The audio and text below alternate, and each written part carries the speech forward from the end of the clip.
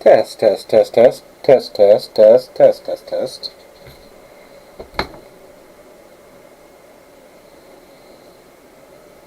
I hear you, Joe.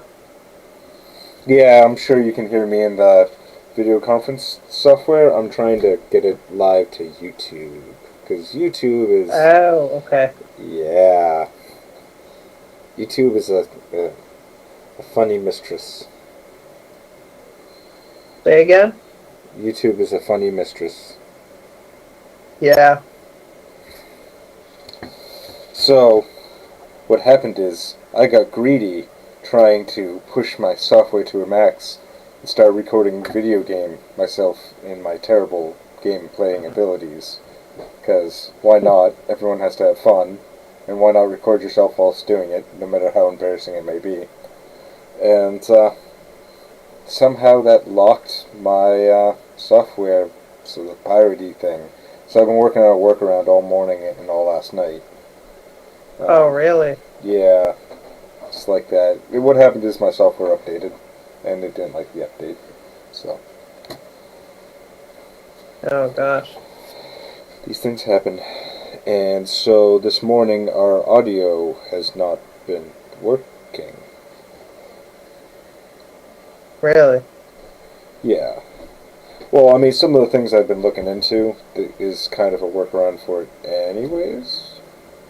But we'll see. We will see.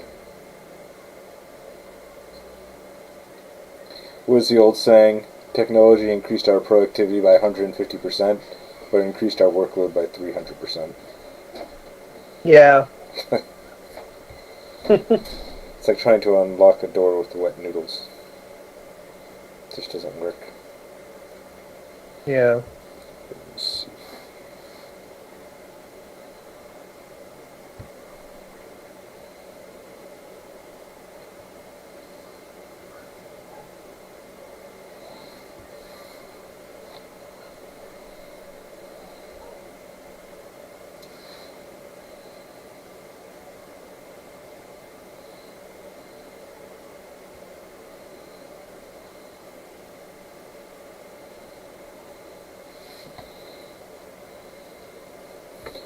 Alright, test, test, test, test.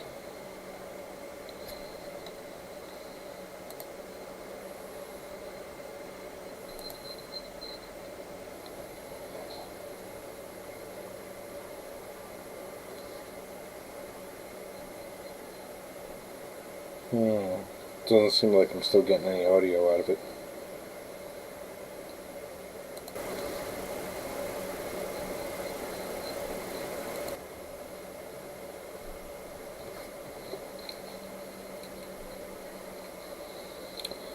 Test, test, test.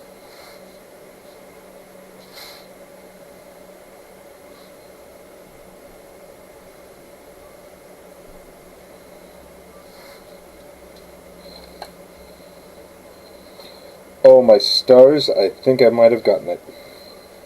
Nice.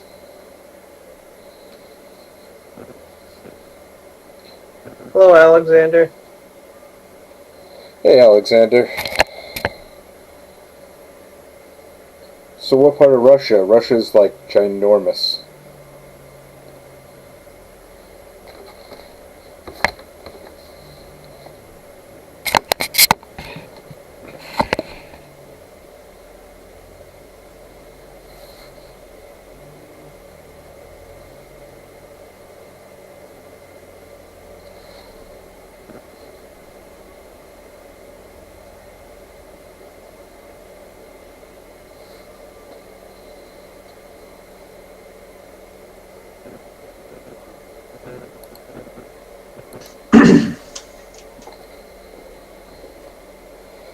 I did it! I finally got it working.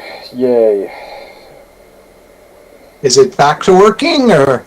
No, it's fully working. It's so. Oh god, that feedback's awful. So, but it's set up so that pushing the envelope so that if we just pay a certain company money, we could stream it to a whole bunch of places all at the same time. Which is funny that in order to get the workaround for this, it, yeah. So that's Alright, I gotta step out for a little bit, guys. I'll be back later. All right, take care. awesome. Thank you. Look And forward to seeing you later. I'm gonna go back to being in the background. So.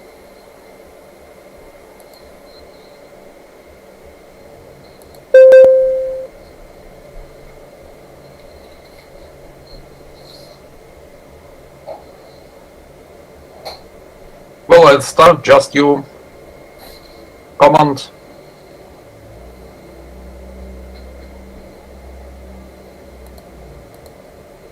Hey, Joe. Yes, sir.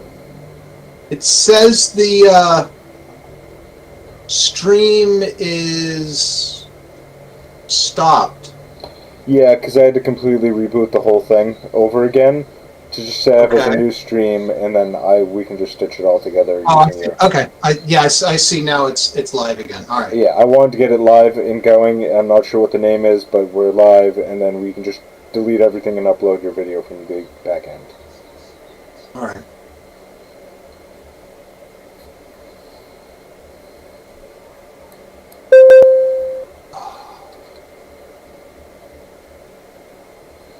Excuse me.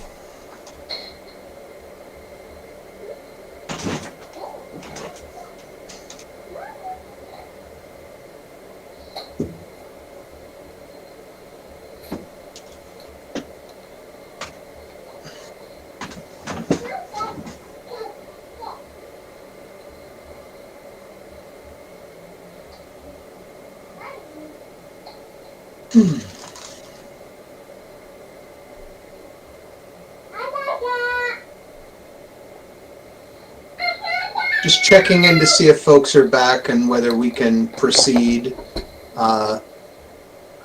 Gotten your, new water or coffee, gone to the bathroom, done calisthenics, jumping jacks.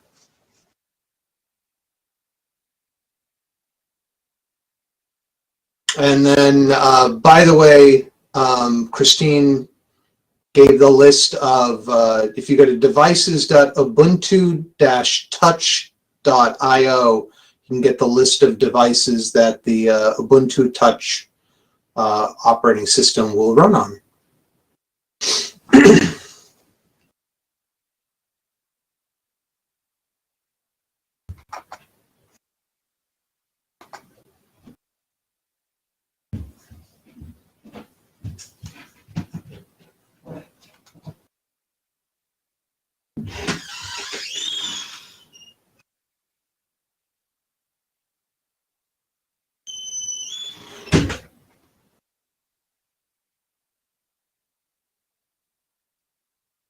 Joe, you might want to minimize the presentation.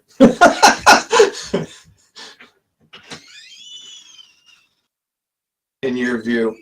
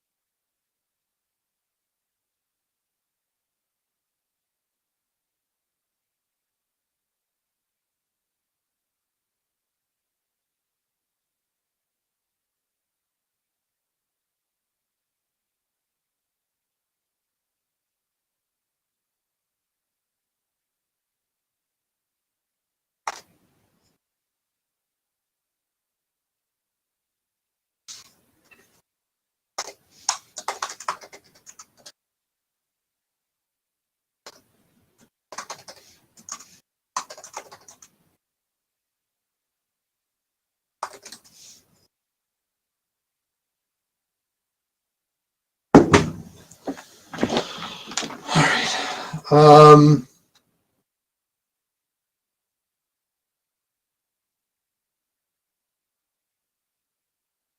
all right, so I see Malta's back. Max is probably still out. Steve, Jack. Jack is here. Pete is here. All right.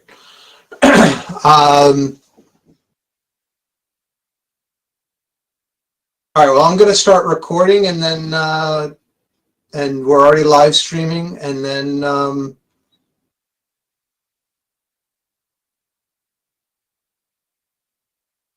the floor is yours, Alex. Is it Alex or Alexander? Which do you prefer? It's also could be Alex, so don't worry.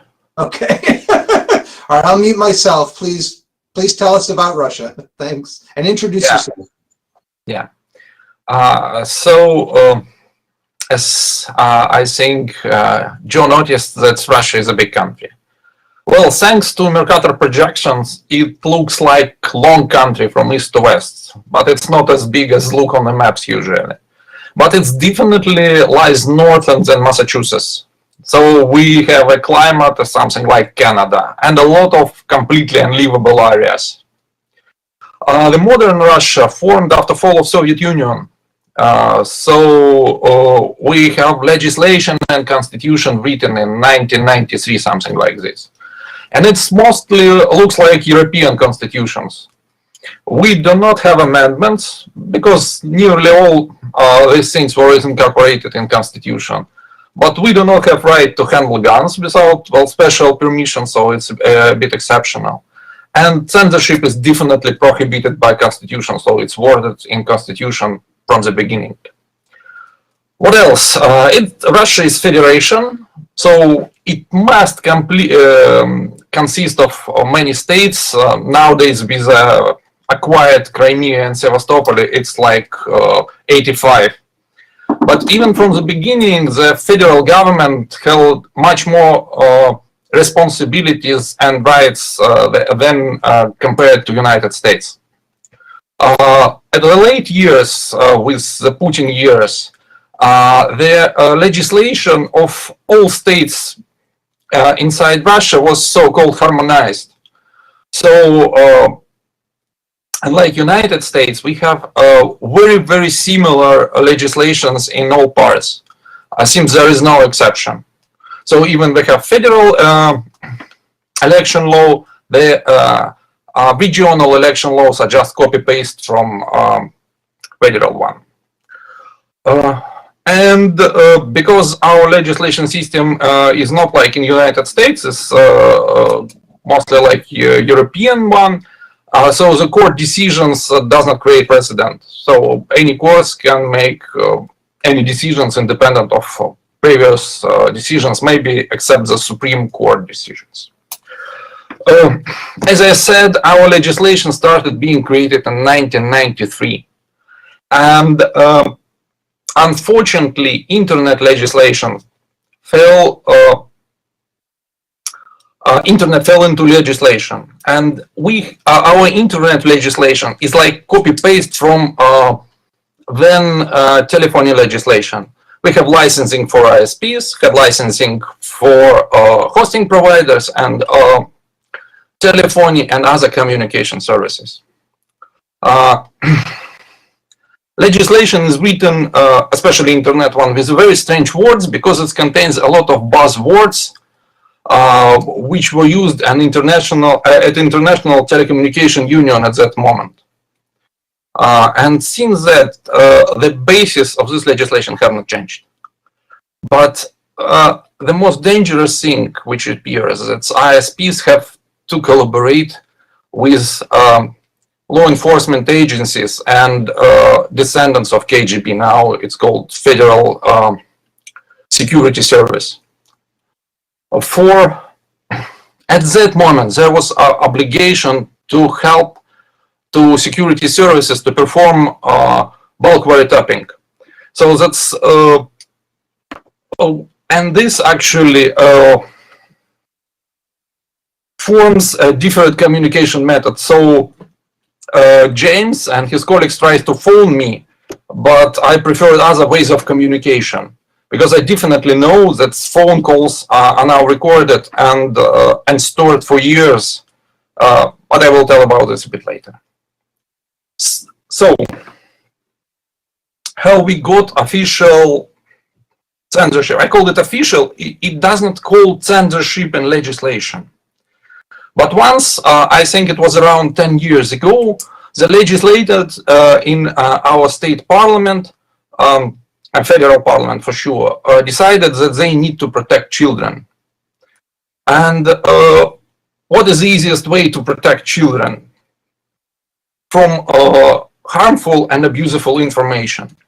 They took the thing which is accessible, so ISPs. And they made a legislation that ISPs must perform content blocking to protect children. So the special agency, I think something like the Customer Protection Agency, Federal Customer Protection Agency, which protects usual customers, must determine which information is harmful for children and will persuades children to commit suicides, for example. Then they pass this information to telecommunication regulator, abbreviated usually to Roskomnadzor. And Roskomnadzor must keep this registry and feed it to ISPs who must, as said by legislation, to restrict access to such information. Nothing more was said. So one agency performs detection of harmful information, another agency keeps registry of such things, and ISPs must perform restriction of access. Actually, it does not look like censorship. It's everything for protecting children and youth. But lately, the next legislation, it was appointed very fast after children protection one. It was protecting copyrighted information. So it's not exactly like Digital Millennium Copyright Act, but it forms the same schema like was for harmful for children information. So copyright holder have to go to Moscow regional, Moscow city regional court, and if this court seals his approval, seals information that copyright holder is legitimate, then information passes to regulator, and then ISPs must block this information.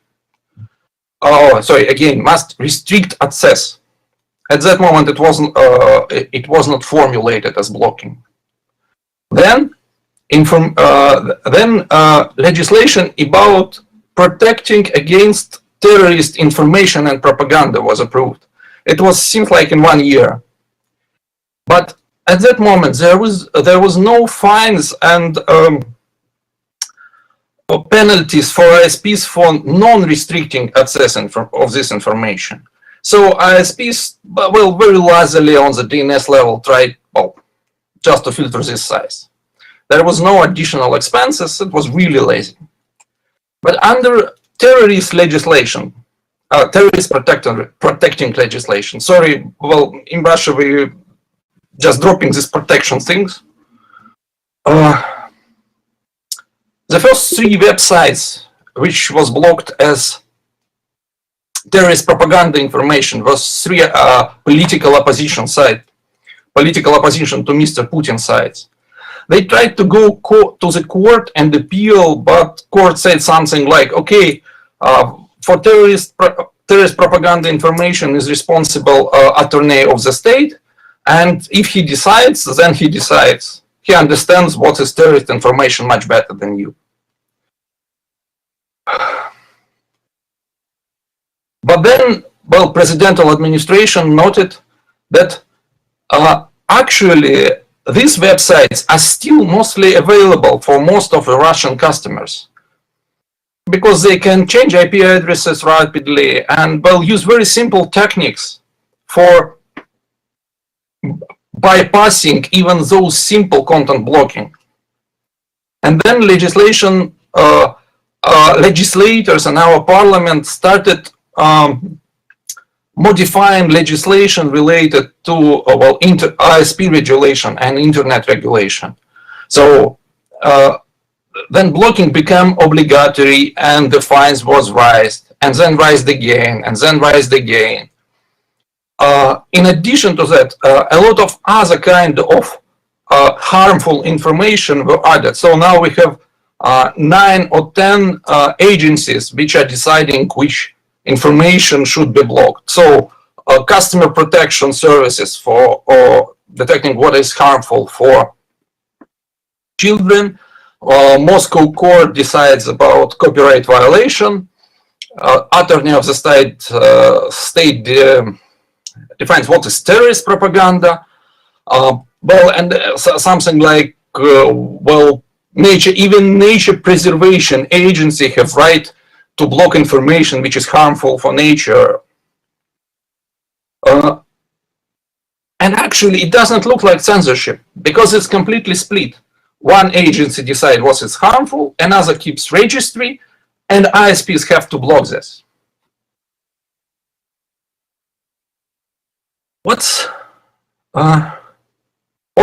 Why this may be dangerous for you and other countries? First of all, it's not censorship.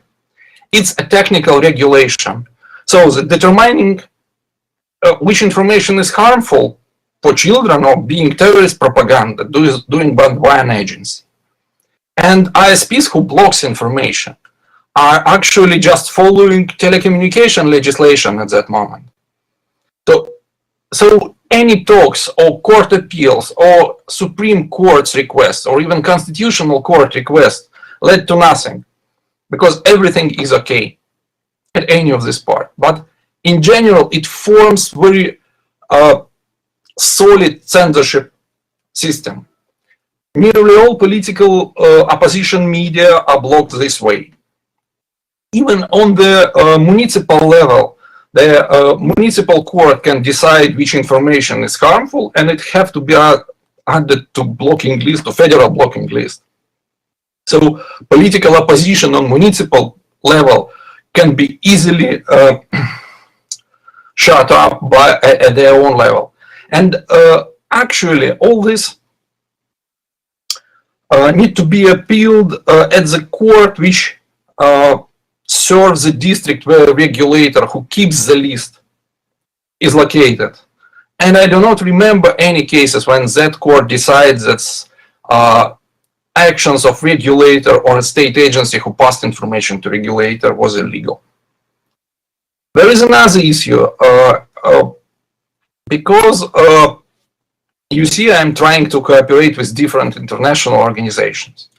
And we seen that International Telecommunication Union is starting activities also related to protection of children against harmful information.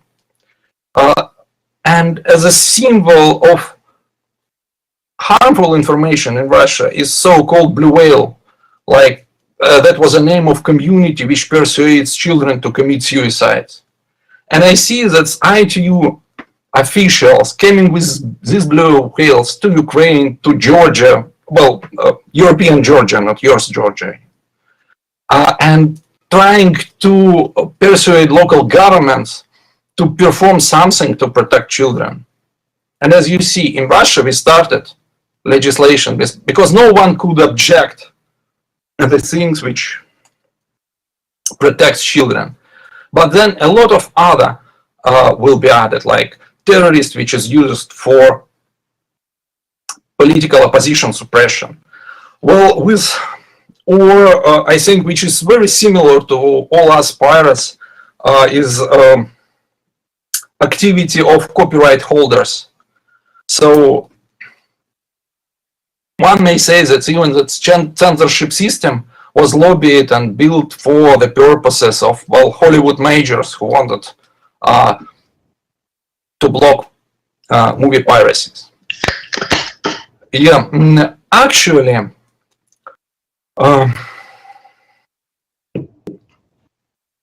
Actually, I can talk for hours about how communicate. Well, it's my proficient thing.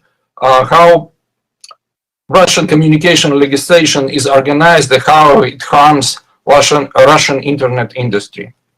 But I will to give you another example, and maybe then tell more about Russian Pirate Party. So, unlike many other countries in the world, Russia have its biggest platform. So we have Yandex, which is kind of Russian Google, and it provides all the services that Google provides globally, but Yandex provides it also globally, but mostly for Russian-speaking audience or non-English speaking audience. We have something similar to Facebook, which is called VKontakte, and that's another holding called Mail.ru. Well, the biggest state-owned bank called Sberbank is also tries to become an IT company, and they have already their financial payment platform. So, but all these companies are actually located in Russia. And they have to collaborate with law enforcement agencies, with Federal Security Service, with police, with courts.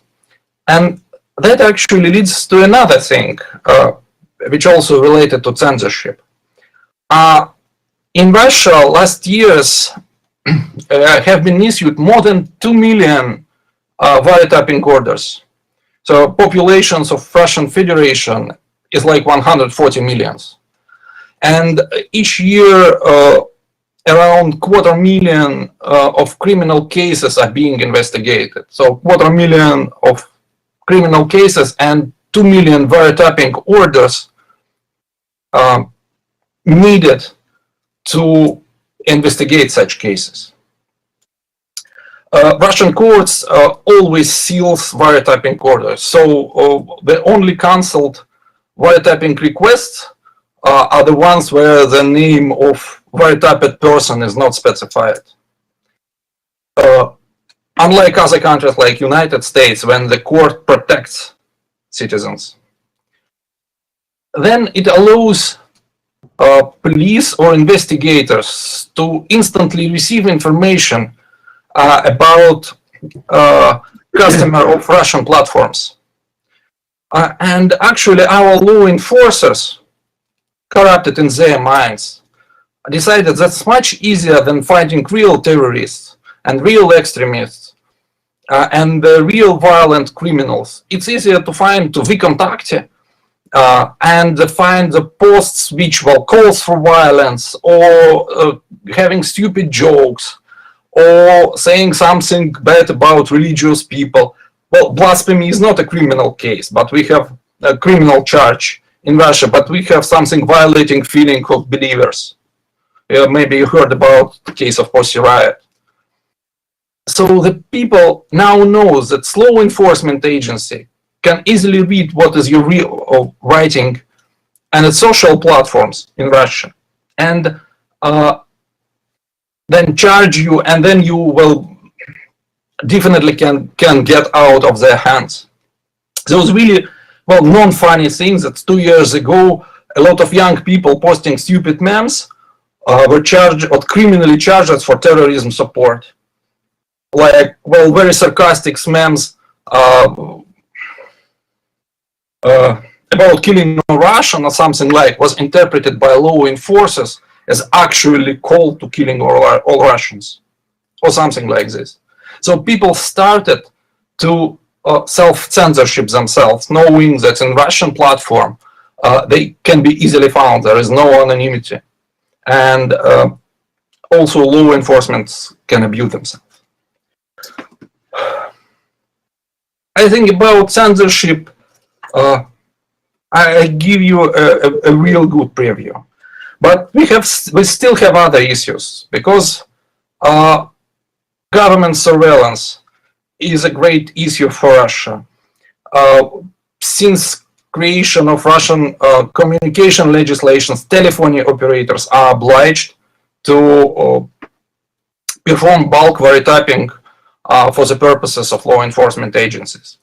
Unlike United States and Europe when you need a court order, and then two staff members of telecommunication company who verifies these orders and performs wiretapping. Telephone operators at the beginning, only telephone operators obliged to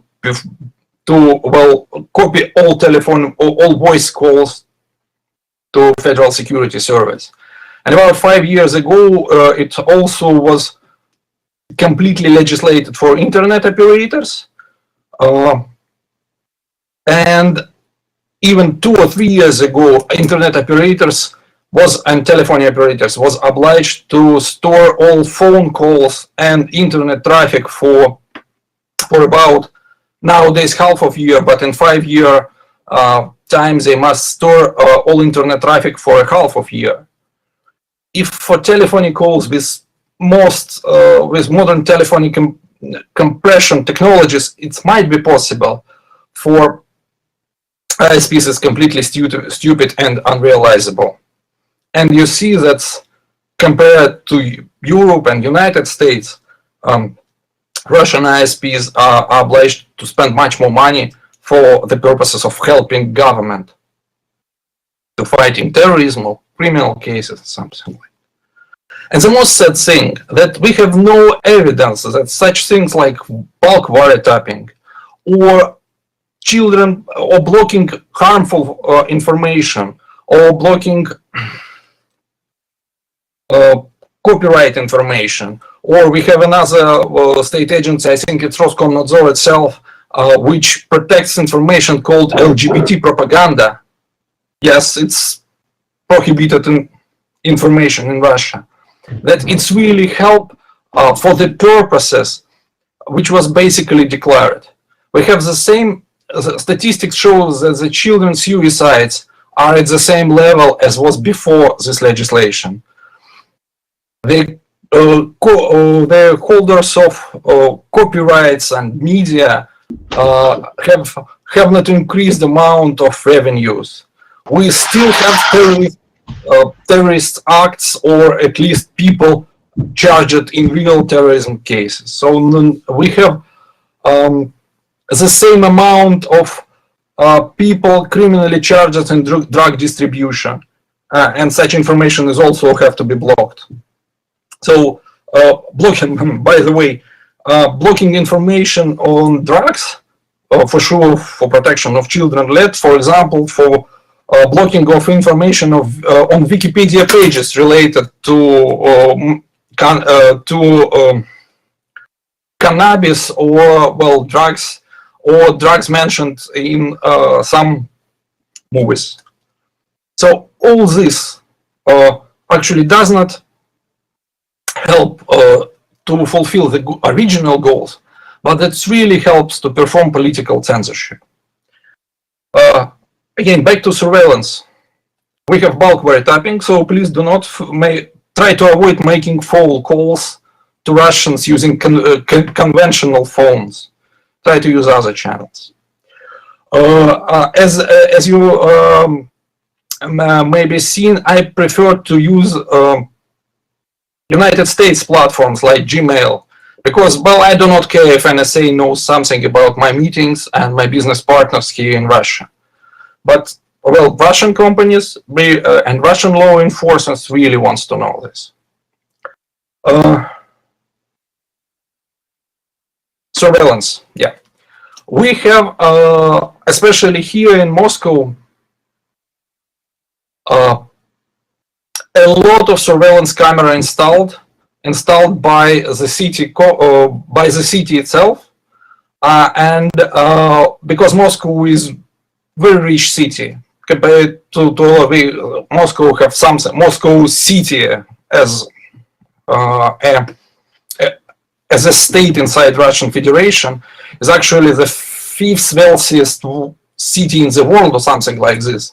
So we have a lot of money. Well, not we have, our Moscow mayor, who is a great supporter of Mr. Putin, have possibility to install surveillance cameras. We have more than 165,000 of cameras, and they're upgrading them to perform face recognition. it's all not legislated. It's all in the gray zone. A lot of such cameras are actually being upgraded to perform face recognition, and this is made for the purposes of chasing people who have to be isolated during COVID. It does not say that it works effectively, but actually we at the darknet, a lot of police or law enforcement accounts are on sale by the law enforcement, not by hackers, to allow you to watch the specific cameras or try to use this face recognition technologies to chase your victim or something like. So we have really corrupted police and law enforcement. Nowadays they installed cameras nearly at every entrance to the entrance gates to the Moscow metro, and they purposing it like, okay, we will use the face payment system like in China. So we really have the same issues like maybe you have related to surveillance. But unlike you, we have much lesser possibilities to affect government decisions. What else? Well, actually, in introduction, I think it's a kind of sneak preview of our common problems. But few words about Russian Pirate Party.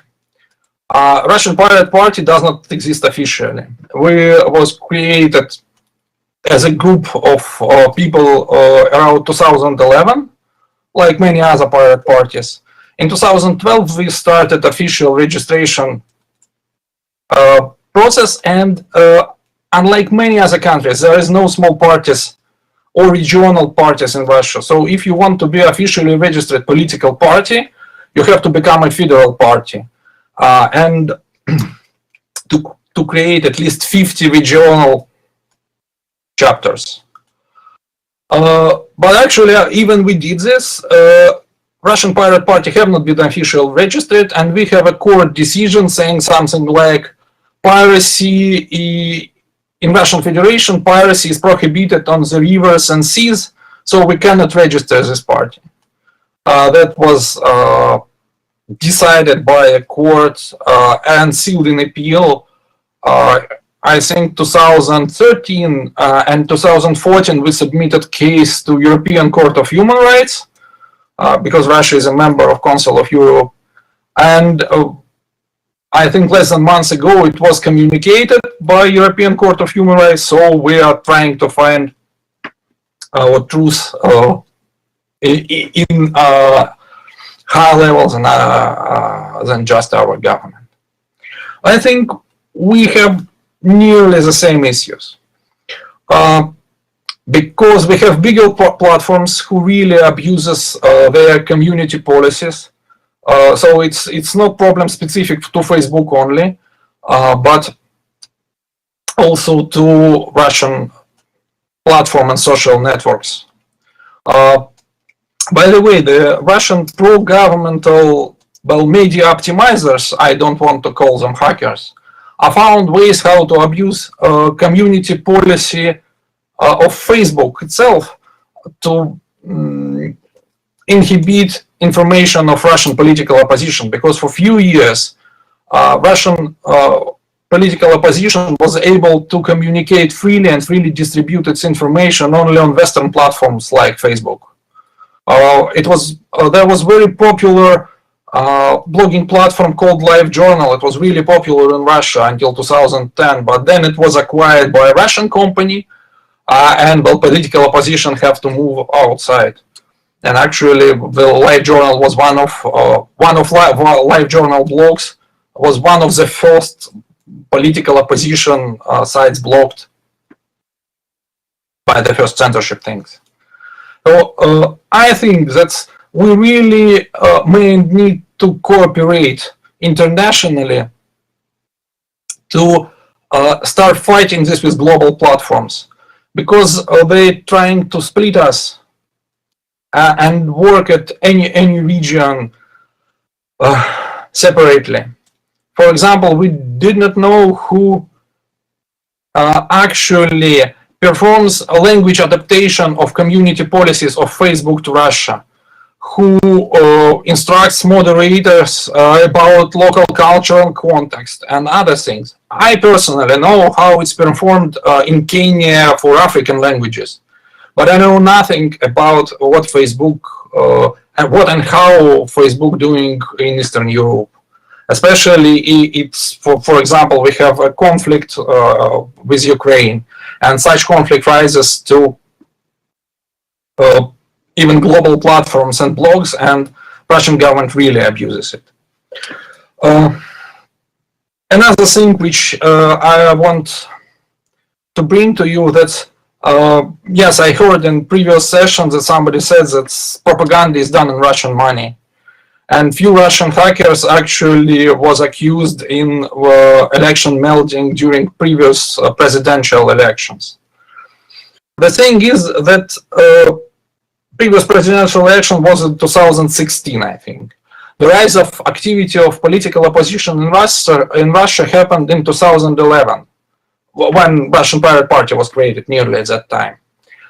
But all those hackers, well, who is now under US sanctions. They started their activity in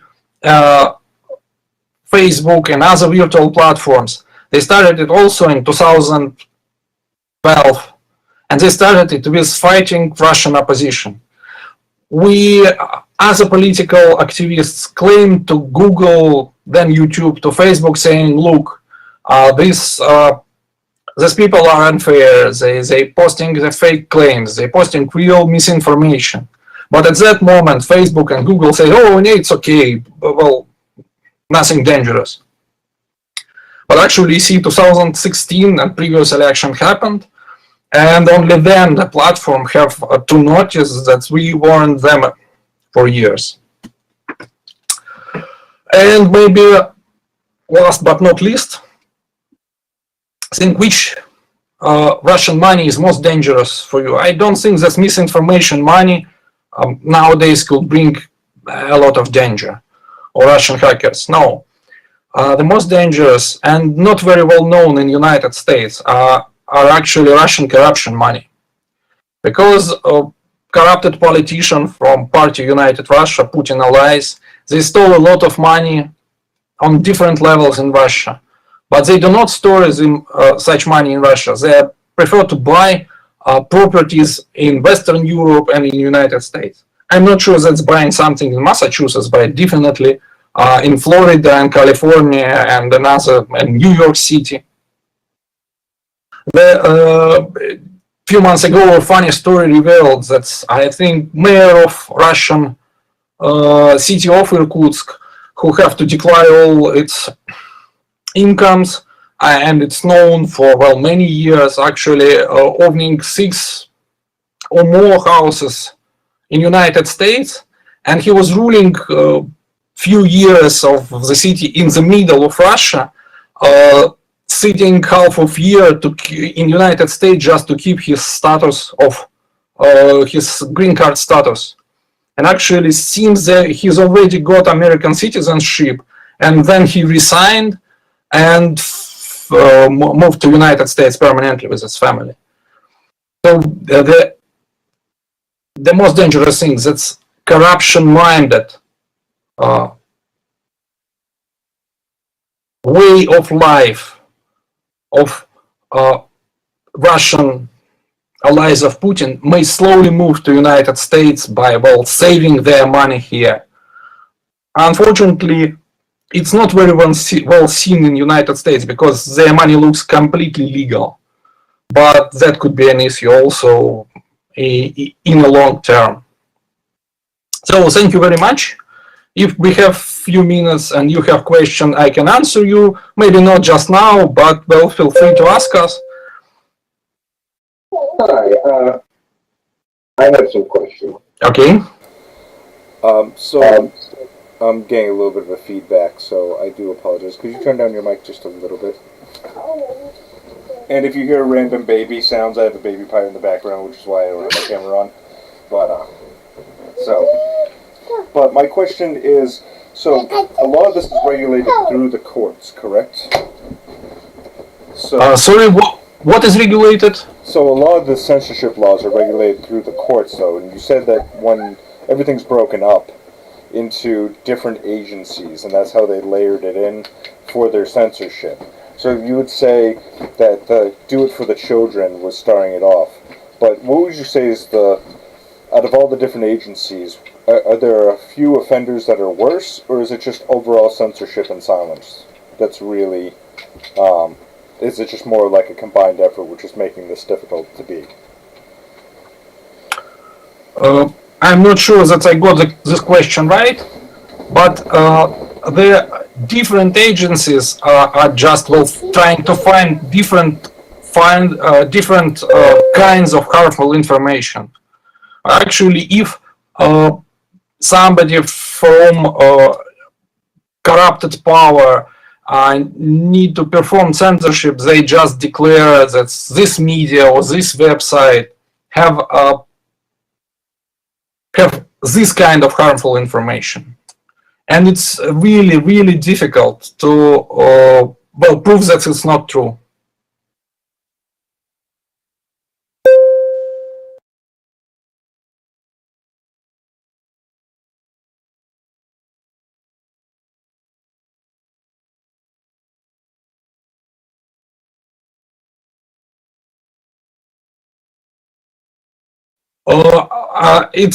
It looks like a spiral. So they just, because our legislator and our law enforcement agencies, well, like there is a joke that the generals are usually running the previous wars, not previous time wars, not the future wars. So they do not understand how internet works well. Well, I have in my presentations, usually for technical community, I have a slide. It's a very popular, the Grimm Brothers fairy tale, when a princess wanted lily of valleys to be grown in January or something like. And once, when she was told that lily of valleys does not grow in January, she said, because it's a law of nature. She said, okay, we will write a new law of nature. So all these laws related to censorship or surveillance internet and something like this was written like a new law of nature without deep understanding of how internet works, how websites works. And then they wrote it, they see that they are not enough effective for their primary or secondary purpose or secondary agenda, like political censorship. They rewrite it, make it harder, and they see again they do not work because, well, political opposition successfully moves itself. The funniest case is about Telegram Messenger, because Telegram Messenger under different legislation, if used to provide encryption keys for their chats because they have end-to-end encryption, and then they was declared as terrorist allies and had to be blocked under regulation of blocking terrorist information. So Telegram have not agreed, and they were successfully evading all forms of blocking. Roskomnadzor and Attorney of the States were hunting new IP addresses, new domain names, tried to fingerprint protocols and finding new IP addresses for Telegram proxies. Well, Russian Pirate Party has its own proxy available for members. And they have not succeeded. And that did not make a lesson for our legislator, regulator, and law enforcement agencies. They just trying to make legislation harder and harder and harder again. But it does not actually work because internet does not work like this. The later developments, they're trying to ban all encryption protocols which can be used for end-to-end encryption. So it's now only a governmental proposal, but they're trying to make TLS illegal. Actually, because we are kind of European democracy, and we have to look like a European democracy for, like I said, that's corrupted official need to send their money to Western Europe or United States. It's not possible to ban applications or encryption protocol on end user devices. But it's possible to regulate ISPs. So they're trying to regulate ISPs as more as they can, and it's still ineffective, and they still tries to regulate it more.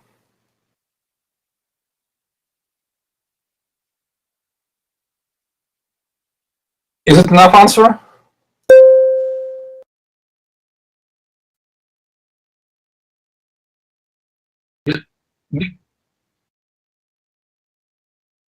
Okay.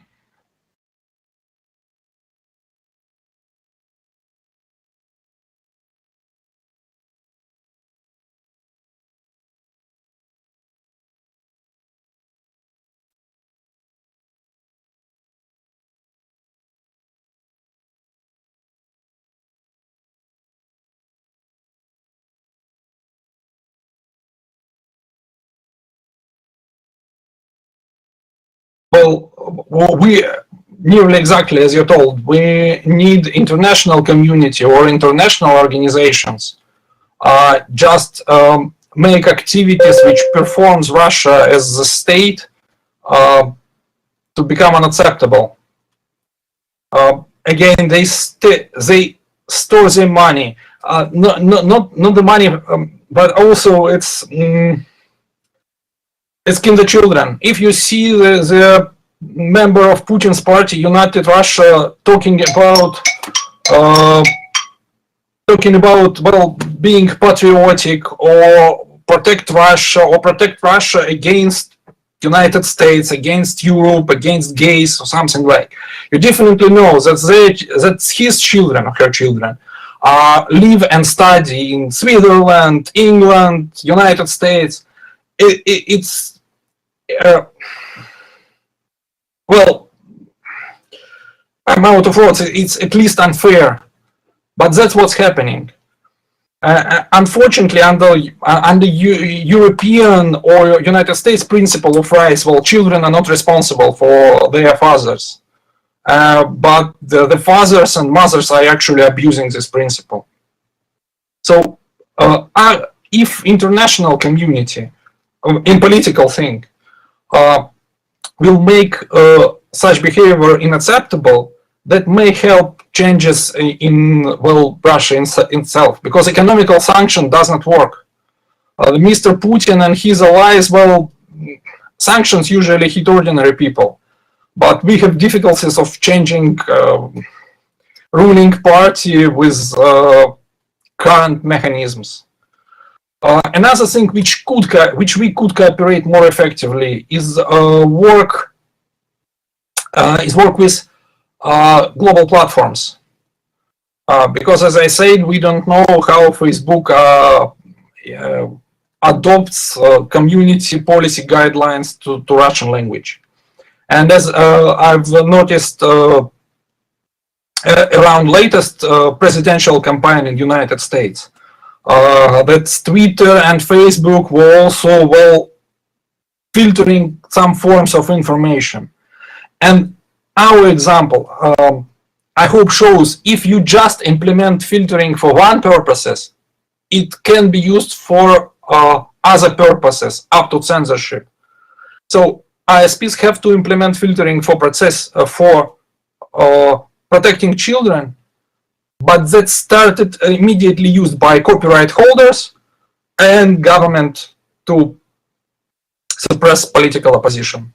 So I think we will be more effective in cooperation on things related to well global corporations, including surveillance capitalism or well surveillance filtering of information.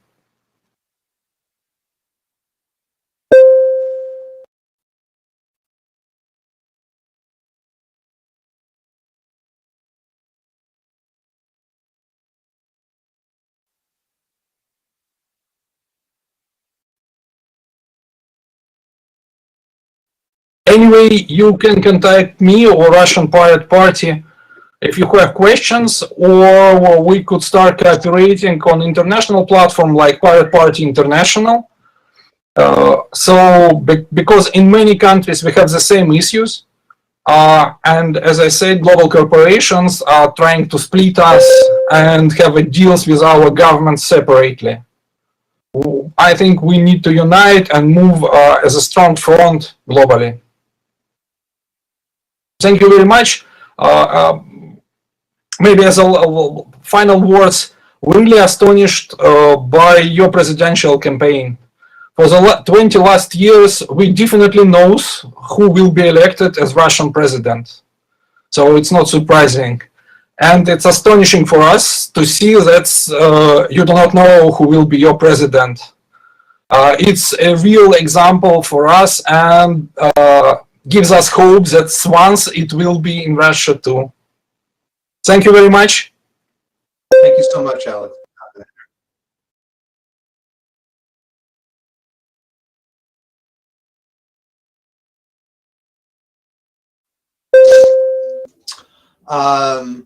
So we are pretty much at the 2 o'clock mark. So we had scheduled a half an hour of break.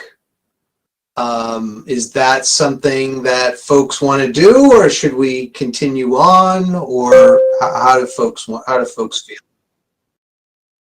You'd like a break?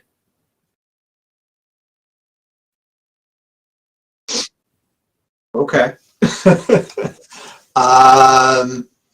Is that fine with everyone else?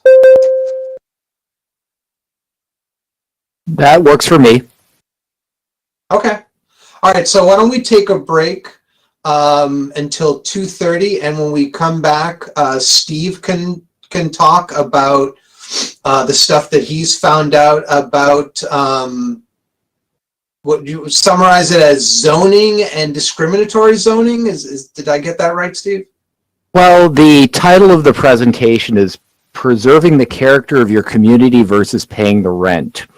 So this is, there is a backstory that absolutely ties to the Pirate Party, but I am going to just talk about just some stuff about housing policy in the 20th century, and with a focus on my community in particular, and how this is a very big issue or a very important issue for local governments. Okay. And then just out of curiosity, are you able to, do you see the little plus icon to go and update and add your slide deck? I got no pluses. You got no pluses. Okay. Let me, all right. Well, I've got half an hour to either load it for you or give you access. So that's okay for me to do. So for folks watching us on the live stream, Joe, you'll just keep the live stream going and people can look at my pretty face. And anyone else who wants to show their pretty face. And everyone else can just go off and rest and come back at 2:30. Thank you all, folks. I'm going to mute though.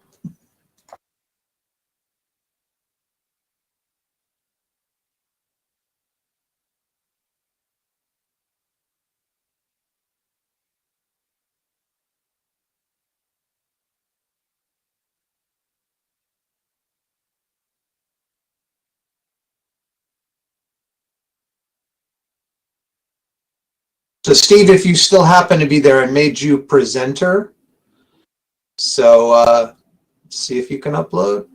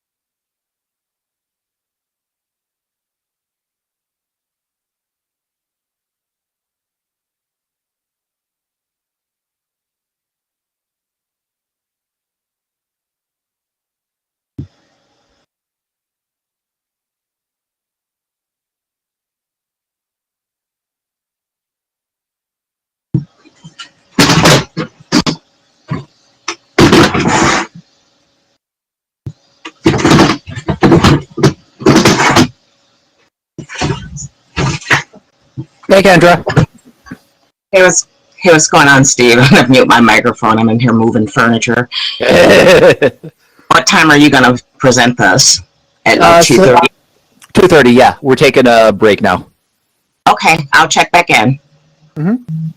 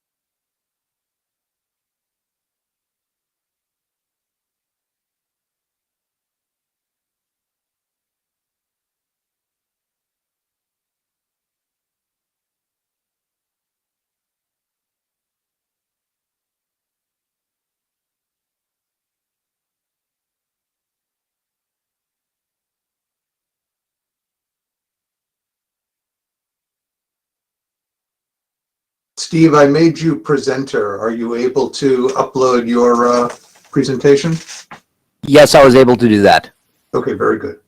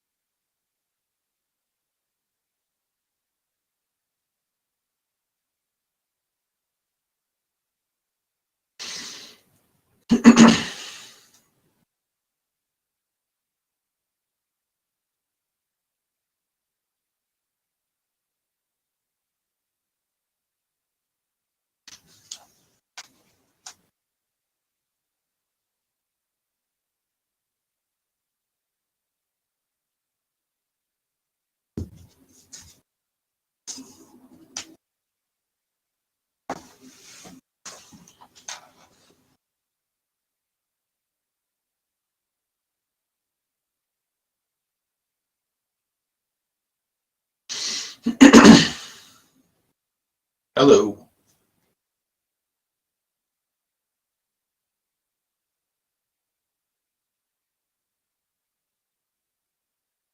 Hello, hello, hello. So are you sharing your presentation? No, I have it uploaded. I can just did not put it out front. Okay. So let me see if I can do that. Ah, there we go. Very good.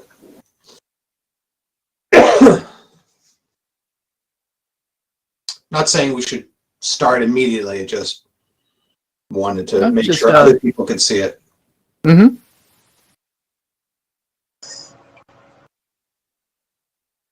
Ahoy, Kendra. Hey, Jamie, how you doing? I'm okay. How are you? How's Detroit? It's not too bad. It's the same. I just had to hand off that kitten, so it was it jumped out my arms as I walked outside. I just spent a couple minutes chasing it around, but I got it out of here. So it's heading for a new home. But the shelter I found, I emailed them and they wrote me back that they're at capacity. So I got to figure something else out. But you know they're outside for the most part, so it's not too cold. I bring them in if it gets pretty cold, but they're not in here tearing my room up right now, which is good. How's everything doing out there? I mean, you know, new COVID surge. Yeah, we could have predicted this. Yeah, I think going into winter, people should have taken the precautions, but people like to party. That's pretty much what it boils down to. I mean, it's hard. It's hard to kind of go through this, and then, I mean, I've been, you know, working from home for 8 months, which is 8 months longer. 8 months longer than I thought I would be, but Yeah, I'm at least getting real close to your family, I imagine. You know.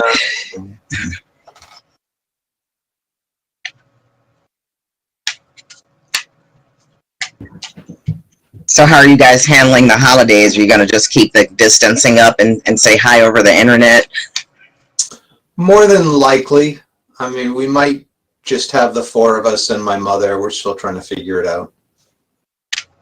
We will do nothing. Before. I mean, you know, we'll have to see because, you know, Melanie may or may not have been infected. So, you know, we got to get her. Is she going through a round of testing right now? Well, at 4 o'clock, I got to go get her to, she's got to test at 4. And I wish you the best. I'm going to have to skedaddle a little at like 3:45. Sorry, folks. Okay. But, I mean, yeah, I just found out one of my cousins down in Atlanta passed in March. Nobody had told us about it, but I just heard that last week, and he was probably about 3 years older than me. So, and then I got an aunt in hospice right now, and it's pretty much like I'm not going to be able to go see her anymore forever, you know. Mm-hmm. So it is what it is, I guess. People have to adjust.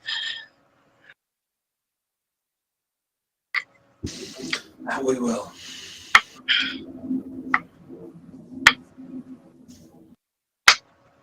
Yeah, it was kind of amazing to see when they take the infection rates and then divide them by population. Like North Dakota, I think, has surpassed Belgium, which had the highest rates last I checked.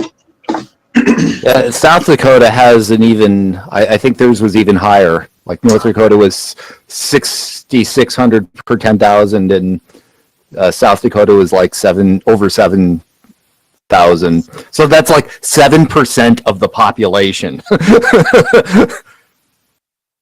So if you have 7,000, like 180 per 100,000 people, which would be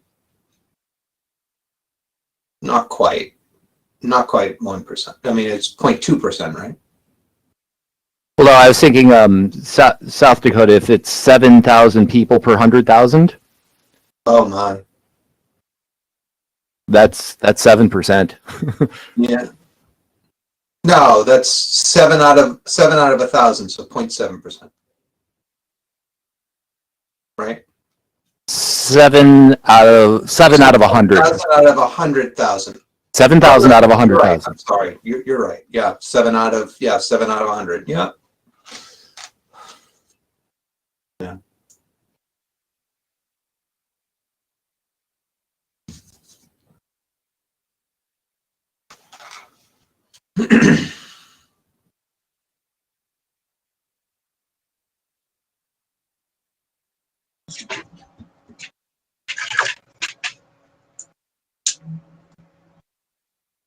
I see we are live.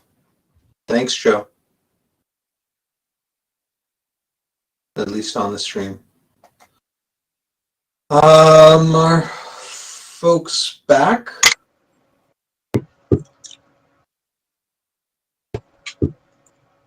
See Christine, Jack, Malt, Max. No, Max isn't back yet.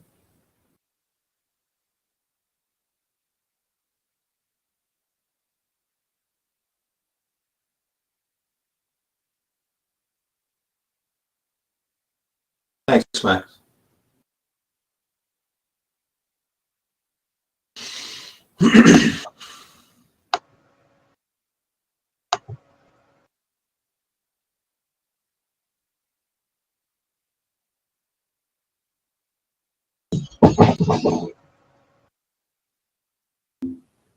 So let me undo this.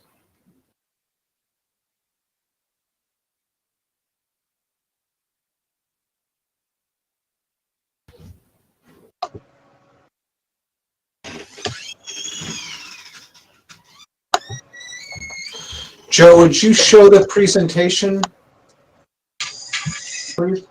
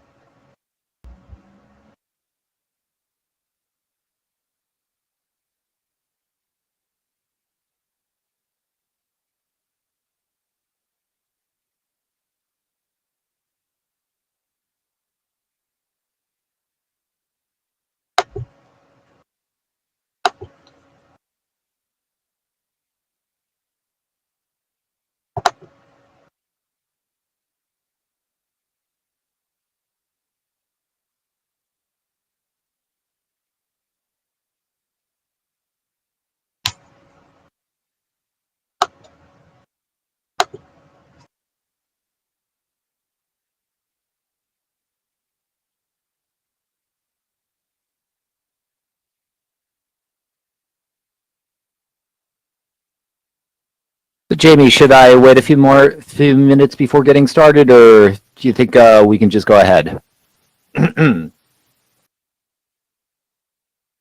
So I'm just waiting for Joe to put the presentation up for the live stream.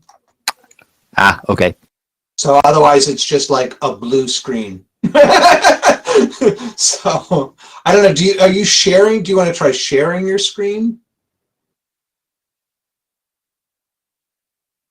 I mean, you've put it up there, so easy enough just to go do that. But I'm sure Joe is just, busy with family stuff.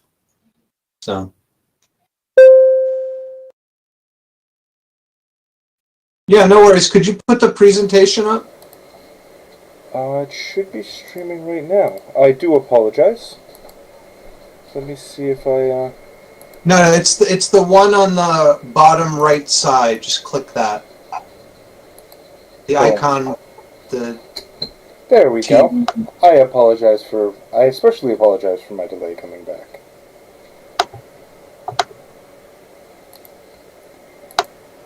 Okay, there we go. I'm going to resume recording.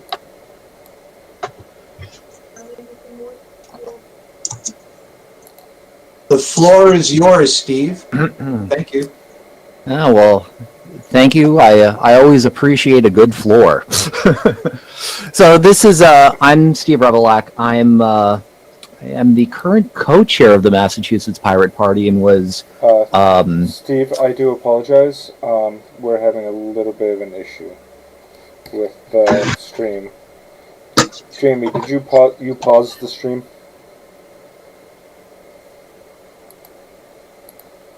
I did not pause the stream. I paused the recording within Big Blue Button. Oh, okay. The stream is live, I believe. Let me, yeah, it's still live. Still counting down. And I see Steve's presentation, so. Okay, I do apologize for the interruption then. Yeah, no worries. Yours, Steve. Thanks. Okay, so going on. The title of this presentation is Preserving the Character of Our Community versus Paying the Rent. And it's kind of a little trip into how I became interested in housing as a local issue, and a little bit about housing as a local issue. So how did I get here? Briefly, I joined the Pirate Party, and a few years after joining, I received some encouragement and some help to run for a representative town meeting in my town, which is Arlington, Massachusetts. I got elected, and as a town meeting member, one of the things that you'll discuss and vote on are zoning changes. So I did a bit of that, which led me to get interested a little bit in land use. I got myself on a committee that did a major editorial cleanup of our zoning laws. And in the process of that, I started wondering, what makes a good zoning policy versus a bad zoning policy? And geez, why is Boston so segregated? And what's that all about? So after pursuing the answers to this question, I found that yes, there is a relationship, and there's a whole lot more baggage than I ever realized. And so really this presentation is just about, you could frame it as 100 years worth of baggage. But what would we be here without baggage? So housing in the 20th century. So during the 20th century, housing changed a lot. So we saw the popularization of the automobile. We saw suburbanization as kind of a national policy, and we also saw major government subsidization of home ownership. Now I footnoted this with the words restrictions apply, and we'll talk a little bit about that later on. So the 20th century also is when zoning was introduced. It's a fairly new legal concept. It's only about 100 years old or so. We've also seen the rise of housing as a form of capital, and we've seen housing policy as a means of segregation. So it will include things like redlining, federal housing administration loans, et cetera, leading us basically slow rolling into a housing shortage.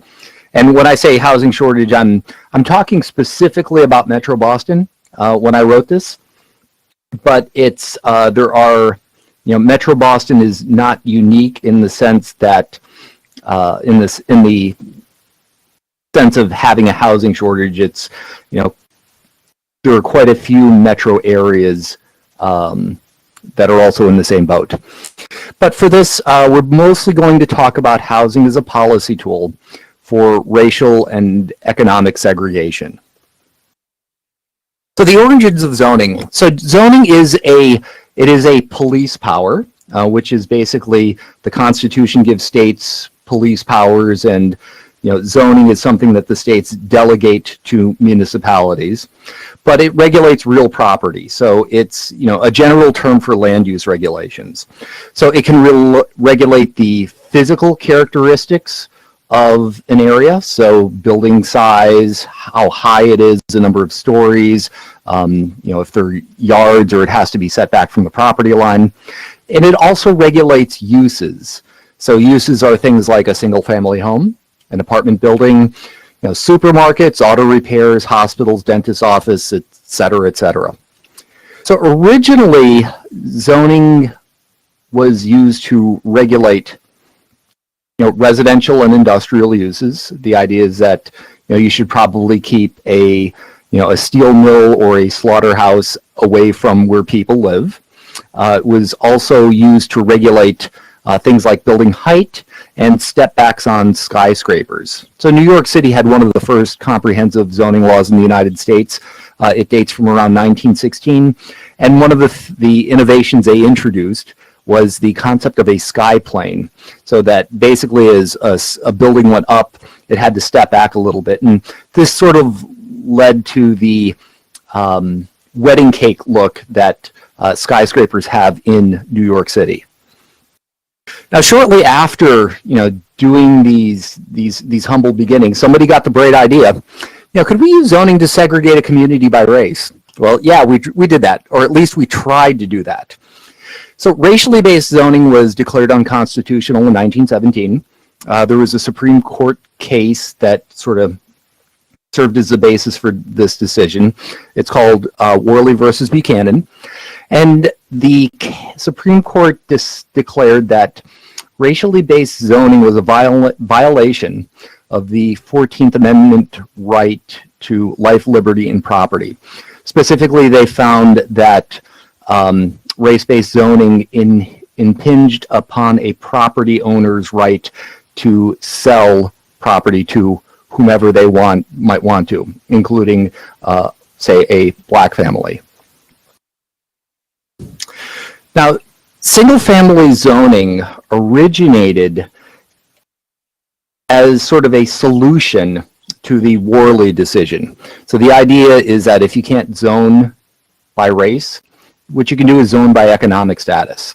So single-family districts versus apartments. The intuition here is, well, if the Supreme Court says you can't draw a line on a map and say, this part is where white people live and this part is where black people live, you can draw a line on a map and say this part will be single-family homes and this part will be tenement housing. And to a certain extent, they accomplish the same thing.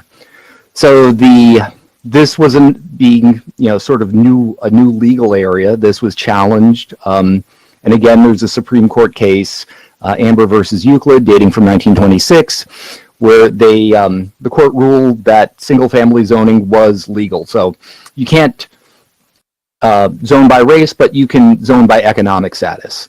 And specifically, one of the things the court found was that apartment houses were nuisances to the attractive and good character of single-family homes, and so it was a fair use of police power to regulate them. Herbert Hoover, who was the Secretary of Commerce at the time, was a big fan of zoning and a big fan of single-family zoning. His department wrote a model zoning enabling act, which they encouraged states to pass, and he also encouraged the adoption of single-family zoning at the time. So there's segregation and housing policy has just got layers and layers and layers. So the zoning regulations are just one piece of that, and over the next couple of slides, I'm going to talk about some other things that were done. One of these is racial covenants.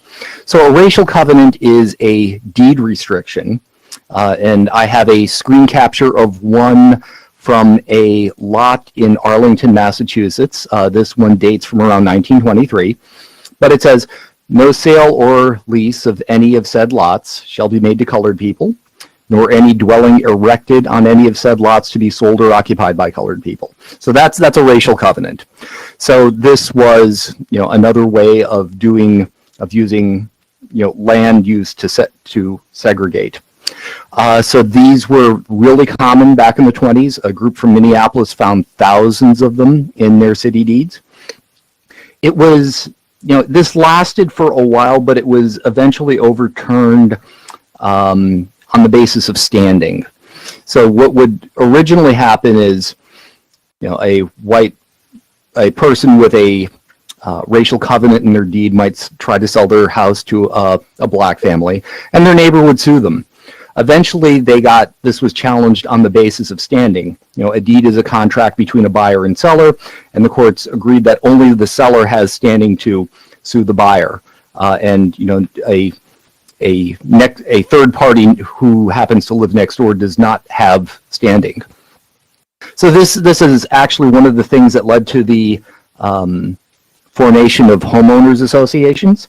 So with a homeowners association, you're getting a group of people to voluntarily agree to terms, and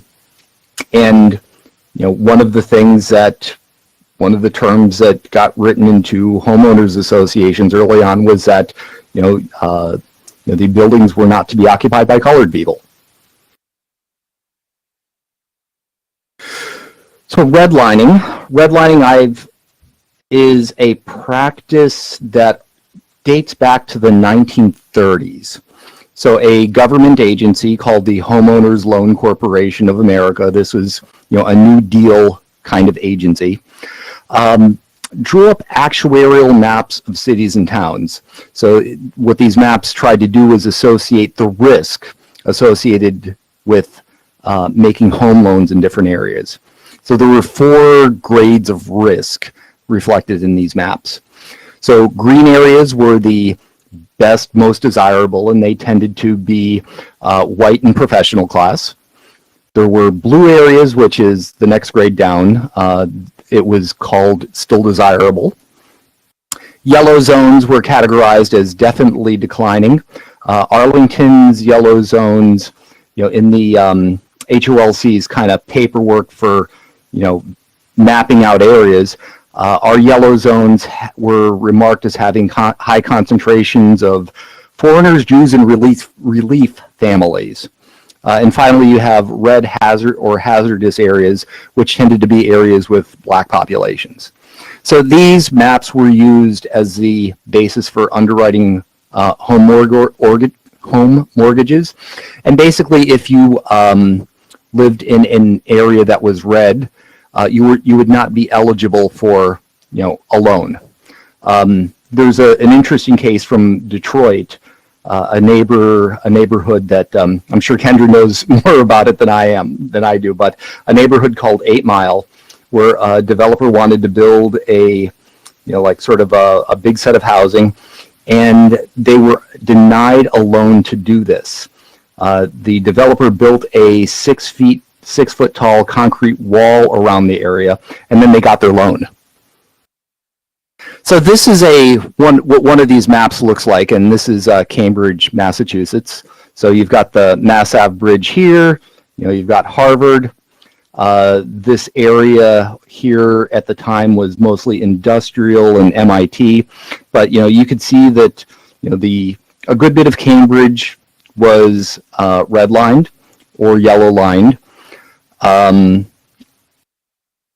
this is what a lot of cities across the United States had maps that look like this. Now, this is a map of Arlington. And the first thing you'll notice is that there's not red on it at all. So at the time this map was written, which was around 1937, the black population of Arlington was about 30-some people out of a town of about 40,000. But, so we have no red. We do have, some areas with yellow, and it turns out that a fair amount of our public housing is built in these areas, and that's not from what I understand, that's not necessarily a unique trait, a trait that's unique to Arlington. I happen to live over here in Area C3, but despite the fact that these maps were drawn in the 1930s, they've had a lasting effect on the cities and on the various cities and towns. So the FHA is the Federal Home Administration, and they introduced a really novel concept, something called the 30-year home mortgage. So before this, if you wanted to buy a house, you would typically get a loan that you would have to pay back in 5 years. So just imagine trying to pay off a house in 5 years. It's not an easy thing to do. So, but the FHA just had 30-year mortgages, so these were easier for a person to pay off. They were federally underwritten, which means that the government absorbed the risk of defaults, and the banks didn't have to. These were used extensively after World War II to promote suburban home ownership in, the little house with the white picket fence and the car in the garage and all that Leave It to Beaver kind of stuff. Yeah, that's kind of what the FHA was about. But really they were in the business of underwriting loans to white families in white communities, and they used the Homeowners Loan Corporation's red line maps in their underwriting decisions. So this is an ad for new housing constructed in the late 40s, post World War II. It happens to be, houses on my street. But one of the things that the ad says is, all mortgages, FHA, 25 years. So in effect, I've come to learn that, I lived in a neighborhood that was probably, built and intended for whites. And if you were, a black person or a black family, you would not have been able to buy a home here. Arlington's population was 99% white in 1970. So this is after decades of decline. We definitely fit the characterization of being a white community and being a good actuarial risk, at least as far as the FHA was concerned. So redlining was made illegal by the 1968 Fair Housing Act.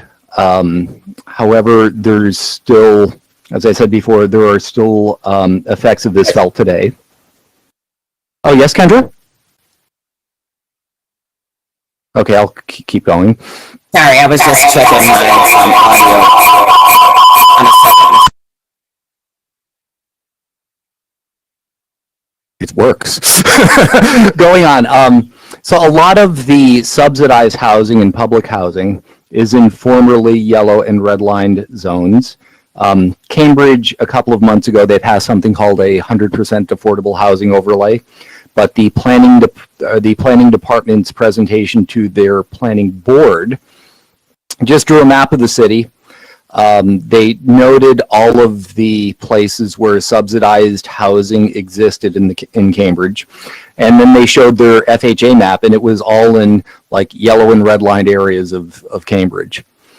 So yellow and redlined areas are more prone to urban heat islands.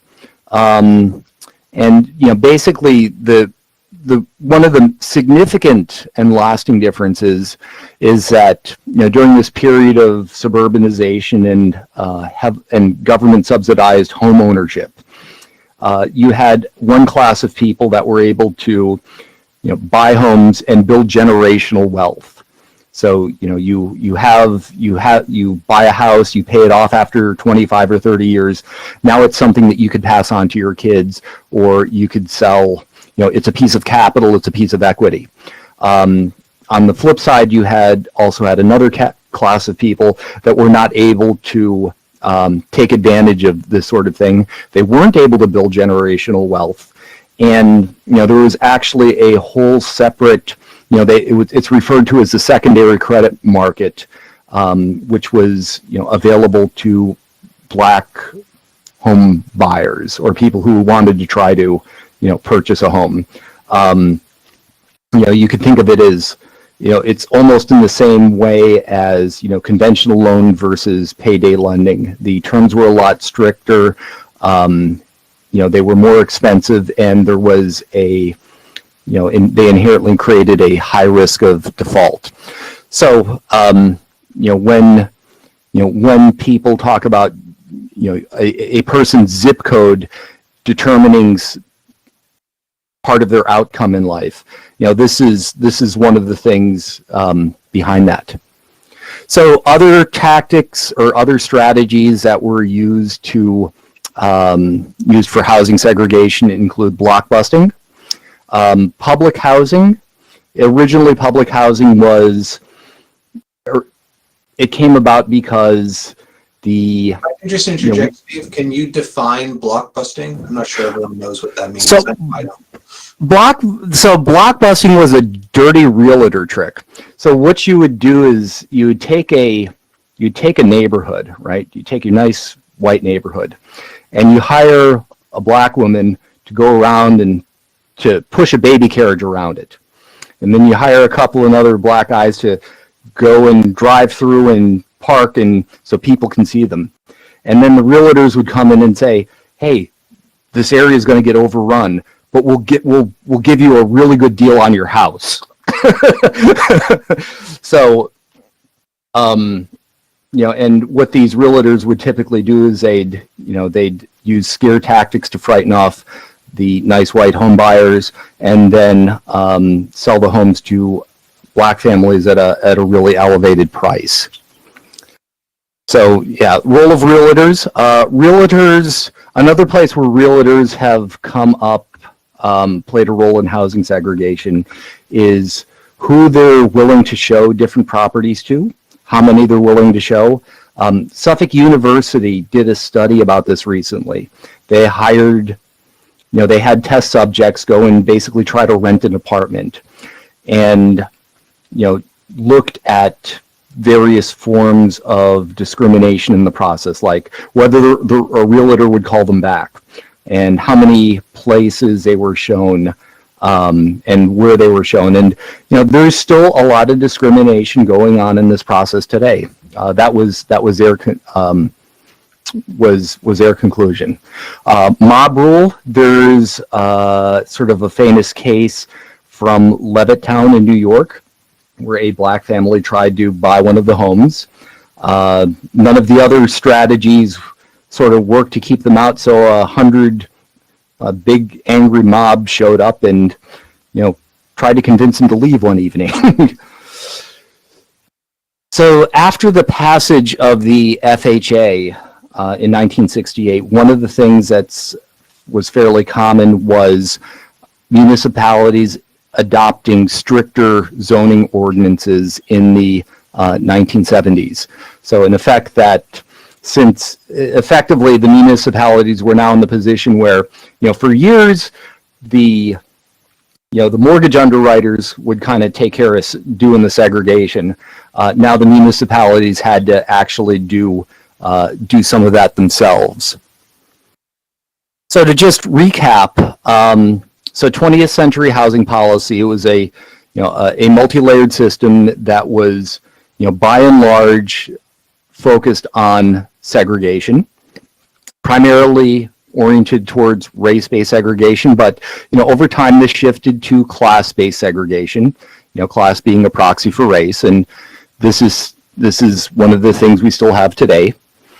Residential zoning in particular is an effective form of class-based segregation. So I mean, if you think about what kind of housing you allow to build where, if your goal is to segregate people, having control over where they live is a significant part of that. In terms of providing housing, single-family zoning is the most inefficient means possible. It's the most expensive. It's the most land-intensive.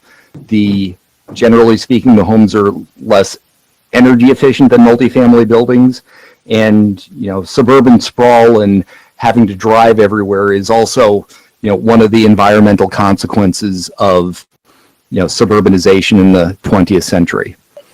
Out of your working space? So in Massachusetts, in Metro Boston, our current housing shortage, zoning tends to be a tool for limiting the amount of housing in an area. It's in Massachusetts, it kind of got the nickname snob zoning in the late 60s. And although the term doesn't get used much these days, I kind of like it, but because it's sort of the, I think it captures some of, at least what you see on a local level. So, but what we have in Metro Boston is a relatively fixed supply and not a whole lot of new construction.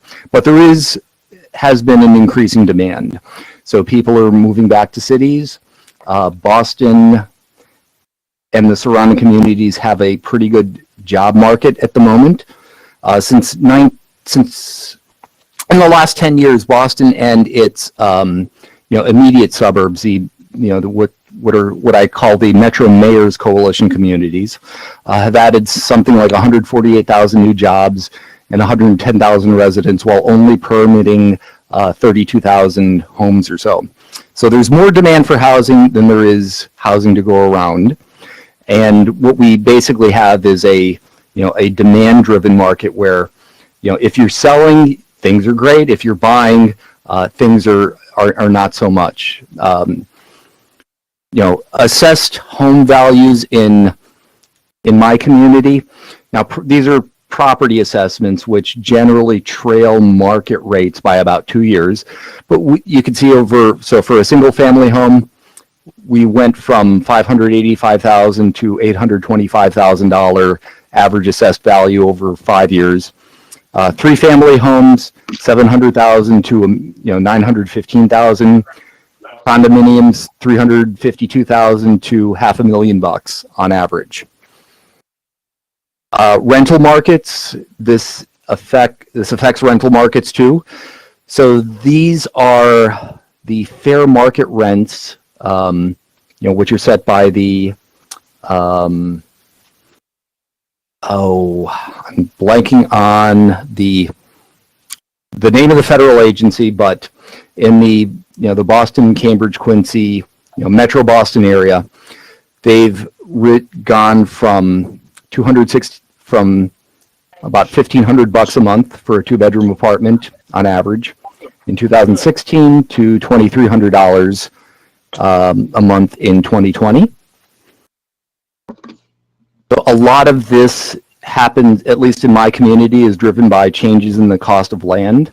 So this is a chart showing, how the median assessed value of a single family home has changed over the last couple of years. And these bottom 2 lines break out the portion that's due to land, that's the red line, and the portion that's due to the building. So it's not inaccurate to say that, in Arlington, Massachusetts, our homes are not worth the dirt they're built on, because on average, they're not. Final location. Hey, Malt. Sorry. So, no worry. We're talking about location. So this chart comes from the Mass DOT report called Mass Congestion. It's about traffic congestion in Massachusetts. Mass congestion, may I say, is a great name for that. But one of the things that they looked at in terms of causes of traffic congestion was commuting times and the cost of housing. So if you're 5 miles from the city of Boston, the average price is about $775,000. This was from 2017. And as you go further and further out, it gets cheaper. So 40 miles outside of Boston, average cost of median price of a single family, median price of a home is $368,000. So one of the side effects of not having enough housing supply in cities where people are working is that folks have to, if you can't afford to live near the city, you basically have to go further and further out and then commute. And this is one of our significant contributors to traffic congestion. So what to do now? Well, one of this can be a little bit of a discussion, but so as I've said earlier, we've kind of slow rolled ourselves into a housing shortage. And, we could, what do you do about it, if anything? So a couple of things that, that are worth considering in this is that people have different needs, and these needs change throughout the course of one's life. So when, as a brand new graduate from music school, my first place was a room. That was my housing. And that was fine when I was 22, but now some years later, I'd probably, something different would be a better fit. As people have children, housing needs change. As people grow older, their needs change. So there's, it's one of the things that you have to an important aspect of how to go about resolving this. I would say that building more housing is necessary, but it's not sufficient, because it's not just so much having more, but having more that fits needs of specific groups. 20th century housing policies have created advantage and disadvantaged groups. I think these groups deserve separate considerations. Basically one side that benefited and one side that was frankly screwed over for decades. And I also see housing as a warm-up exercise for addressing climate change. I know that in municipal government, trying to get traction and do, address housing shortage, address affordability problems can be incredibly difficult. Climate change, I consider, sort of a big problem with a lot of sub-problems. Housing and transportation are just two of them. So in effect, the housing part is actually easier. And finally, I just have a couple of resources. If folks want to, I think this, if you want to click this and download the presentation, you'll have these URLs, but Segregated by Design is a 15-minute short film on housing segregation in the 20th century. The House We Live In, this is a 5-minute excerpt from probably an hour-long documentary, but it gets the point across pretty well. Mapping Inequality, this is a project that digitized all of the Homeowners Loan Corporation maps. The red line maps that we looked at earlier are screenshots from this project. Metro Mayors Coalition Housing Task Force. This is Boston and I believe 14 surrounding communities that are trying to work together to address regional housing needs. And finally, 2 books, The Color of Law by Richard Rothstein and Neighborhood Defenders by 3 authors, Katie Einstein, Max Palmer, and I don't remember Glick's first name, but he's the 3rd author. So this is actually what I've been focusing a lot of my time on lately in terms of doing involvement in local government. If folks have any questions or comments, I'll try to answer them or be cool to hear them. And thank you very much.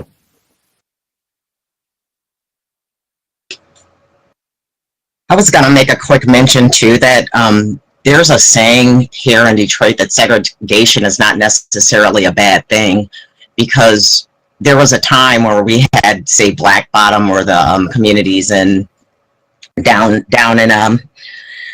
oh god, I can't think of this city right now, but where they had where they pretty much bombed out the Black Wall Street district. During those eras, we had, you there? Yes.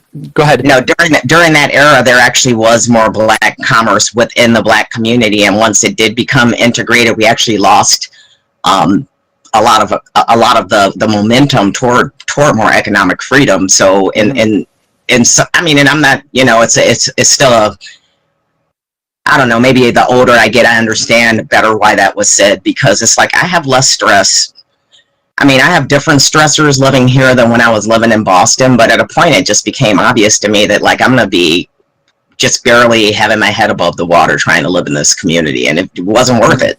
End of the day, I was trying to pay 70% of my income to live there, and it just started. It was too stressful. Yeah. Also, I was crammed into little rooms with crazy people, and end of the day, people didn't want me there. So it's like it's easier for me to live where I don't have to be treated like a pariah, which is pretty much what was going on. Whether people are polite about it or not, at the end of the day, that was what it was. And then I can have like 4 dogs and a bunch of cats and 3 garden plots and a driveway to park a car on, things like this, a garage. It just made no sense at a certain point. However, I will say I'm in a enclave of Detroit called Highland Park, which is where the original Model T factory is. And it was segregated, or it was integrated when I was younger, or it was becoming integrated. And there's still families, pretty much 50 years later that are still on the street that never, there's like Filipino family on my street, a Korean family, a couple white families, a couple Orthodox Jewish families. They've been there this whole time. They never left Detroit. So it's just interesting to me. But also, as Highland Park doesn't have the bureaucracy of Detroit, it's being gentrified pretty quickly right now. So it's interesting to watch, which means that like in the past couple of years in Wayne County, all of the property values were assessed at like $50,000 higher because, white people are moving back here, which again means that now the rents are going up and it's starting to be more difficult to rent if you don't own here. But yes, it's interesting to watch the pendulum back and forth on this. Mm-hmm. So that's kind of what I have to say. Hey Steve, I got some questions for you. Shoot. So very interesting and thoughtful presentation, and I appreciate you first and foremost for that. Thank you. But here's my question. So mapping inequality definitely really digs into some of the things that you highlighted or we highlighted earlier in the year, correct? About like even though slavery had ended, it hadn't really ended. And so it seems like that was really speaking to that point. Would you agree? Yes. I mean, yes. And so, that being said, what steps have been taken, what steps should we be taking to further the inequality, or to lessen that inequality gap? So there are, like Kendra mentioned, gentrification around, Highland Park in the area where she lives. I've definitely seen it in, the area. Seen it in Arlington where I live. The next community over is Somerville, which for quite a few years was, colloquially known as Slummerville, but people don't call it that anymore because it's gone to a bit of an upscale gone to a bit of sort of an upscale. It's gone a bit more upscale. So I think that the two things that need to be done are, first is, where people are working, we need more housing near where people work and near public transit. Like I said, building more is necessary but not sufficient. The other is, you don't want to price, you want to try to accommodate different levels of income and people who've been living in an area for a while. So for example, building housing with subsidies or subsidized housing so that, you do have some diversity of income. In the case of, I would say that there's also a need for less rigid regulations. In using my community as an example, the majority of our land is zoned for single-family homes, and one of those is $800,000. So the land itself, just the piece of dirt under that home is about $450,000. So in an area that's where the prices are land driven, allowing a little more diversity, smaller lots, more multifamily housing, townhouses. The single family home is ideal for a lot of people, but it's not. I don't think it's a one size fits all kind of thing. Fair enough. Fair enough. And so, really, what I'm trying to get at, Steve, and really what I'm focusing on, is trying to hammer down what is the pirate policy, or what the pirate policy should be. What code do we live by? And this ties back into what Max was talking about earlier, where we really should be focused on that basic income. Now, I'm not talking about going full socialist or anything like that. I'm just talking about giving the bare minimum in order to alleviate the tension. I mean, we're a first world country with places in our country where if you're walking down the street, you're going to get shot. Why? Because those people are so desperate to make that income that they're willing to do literally anything in order to make that bread, even if it's illegal, even if it's dangerous. And yeah, I'm wary about that analysis, because if we look at what billionaires in charge of various hedge funds and especially and other types of funds, they're quite willing to kill people, albeit just through more subtle methods. I mean, So one of the interesting tropes, because the rich are quite willing to kill our planet. They're quite willing to take over factories, downsize people, send the production to low-wage countries, and raid the pension funds, all just to enrich themselves. And supposedly they're investors, though. Sometimes even their investors don't even make out on that. well, I mean, Jamie, where that was, just to explain myself, where that was coming from was I was thinking of those people who are caught in the trap life, who are caught in the terrible cycle where Steve was speaking to, about being in segregation and being separated, and in having to fight every day for their life, and still go hungry on days where they didn't win that day. So, where they didn't bring in enough, So one of the fun ways to look at home ownership. Home ownership does have a lot of advantages, like building equity, not having to deal with a lousy landlord, et cetera, et cetera, et cetera. But home ownership is also capitalism for the masses. So by that I mean, for a lot of people, the home is the largest thing of value that they own. It is a piece of capital. If you bought a home here in the 1970s, you probably would have paid about $40,000, which is about $250,000 adjusted for inflation, and that would be worth today about $1 million. So in terms of some of the greed, we'll just say that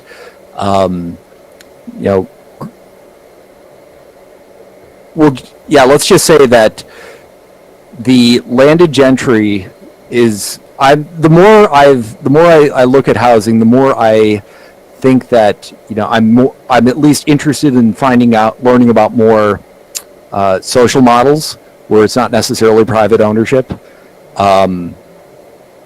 because there's for all of the extractive things that you could talk about, that the extractive qualities that capitalism has, home ownership also has those same qualities. So, that being said, and I understand your point too, Jamie, about that, and this is why we're doing this as a discussion, was really just for me, being more layman in the whole zoning and whole how things have been done up until this point, especially when it comes to real estate, I'm just trying to get a better grasp and understanding of that. And for those who don't fully understand or comprehend at home. So that being said, the other question I have for you, having so much work in the zoning board, what steps are being taken now to kind of like correct that? Are there steps? Is there anything we can do at this point, or do we have to reinvent the entire wheel? So reinventing the entire wheel is probably, well, let me just say, the climate change may do this for us in the sense of, so if you look at a community like Arlington, we've got 5.1 square miles. The total assessed value of our residential property is on the order of about $30 billion. So it's, there's a lot of money tied up in real estate, and it is expensive to change. One of the things that, the mental hurdles that people I've seen come up when talking about changing housing policies is people are concerned about, well, what's it going to look like? How will there's a lot of concern about changing over the built environment. I mean, I think this is one of these things where you have to, it's not just about what you're doing now, but buildings last for a long time. So you've actually got to think about what you're going to be, what you do now, and how that's going to affect you in 20, 30, 40, 50 years. So one of the things that Arlington did in the 1970s was to downzone the town.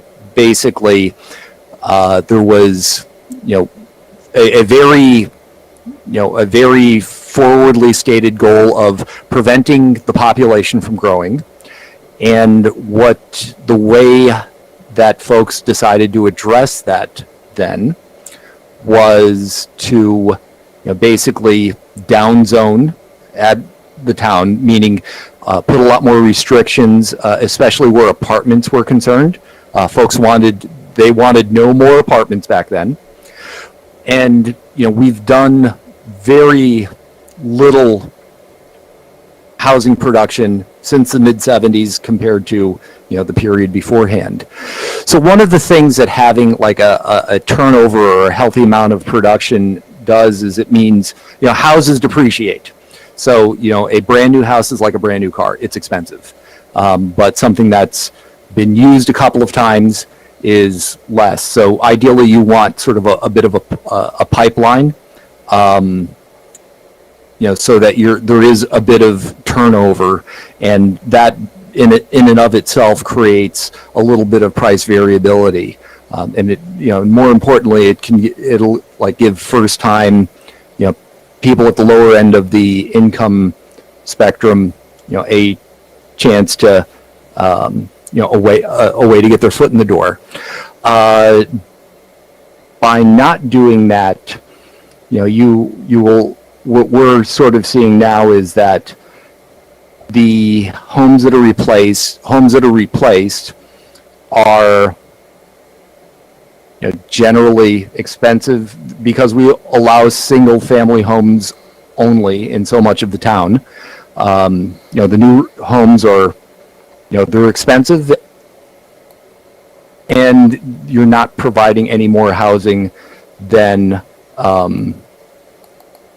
was there before. But sort of like the bigger picture answer is, I mean, you kind of have to think about what your needs will be decades from now and start working out a plan to get there over time.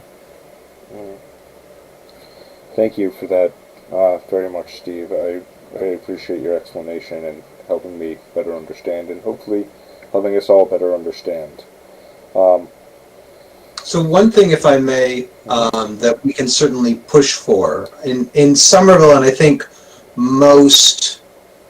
certainly most cities in Massachusetts, I'm not sure about towns. I mean, there's a zoning board of appeals, and those tend to get, like all such commissions, are appointed by the mayor.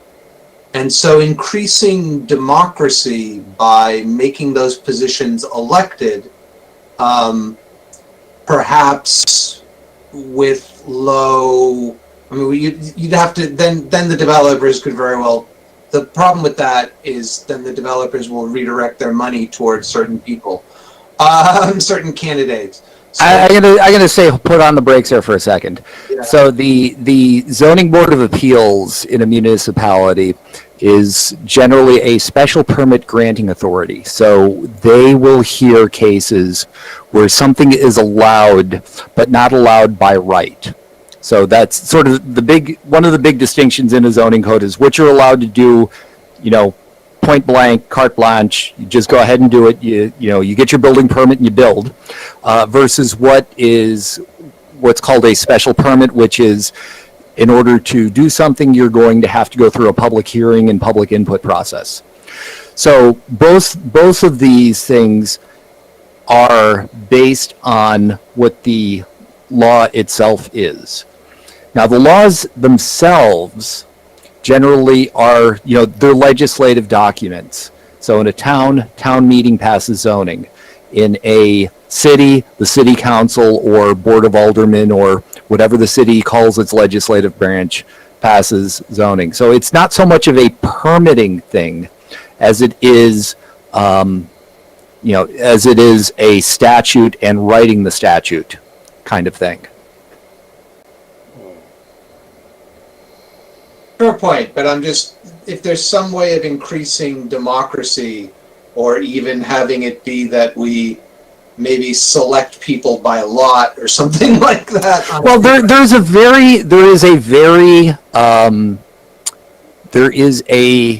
is an important way to add democracy, or I think we could improve the democratic process around this.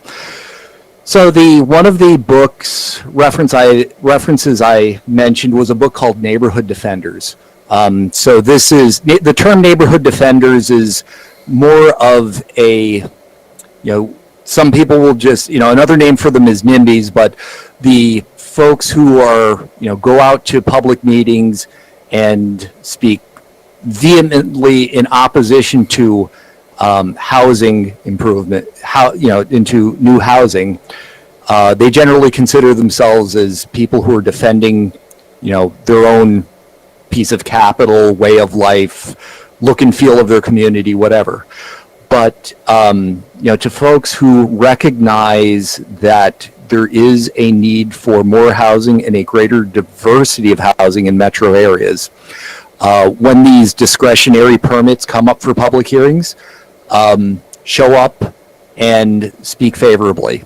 Because that does have a significant effect can have a significant effect on the outcome of the discretionary permitting process.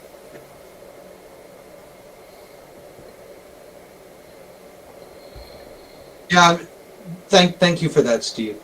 The other thing I might say is, especially with climate change bearing down on us and the potential for large-scale inundation of coastal communities, and also just simply when you look at mass transit and you look at transportation issues, we've got the MAPC, I think, for doing some transportation planning, but a lot of that isn't very democratic. And so in Massachusetts, we have a state government where about 60% of the legislature on average, has no one running against them in the general election. And then we've got local governments, and we've kind of gutted our county governments.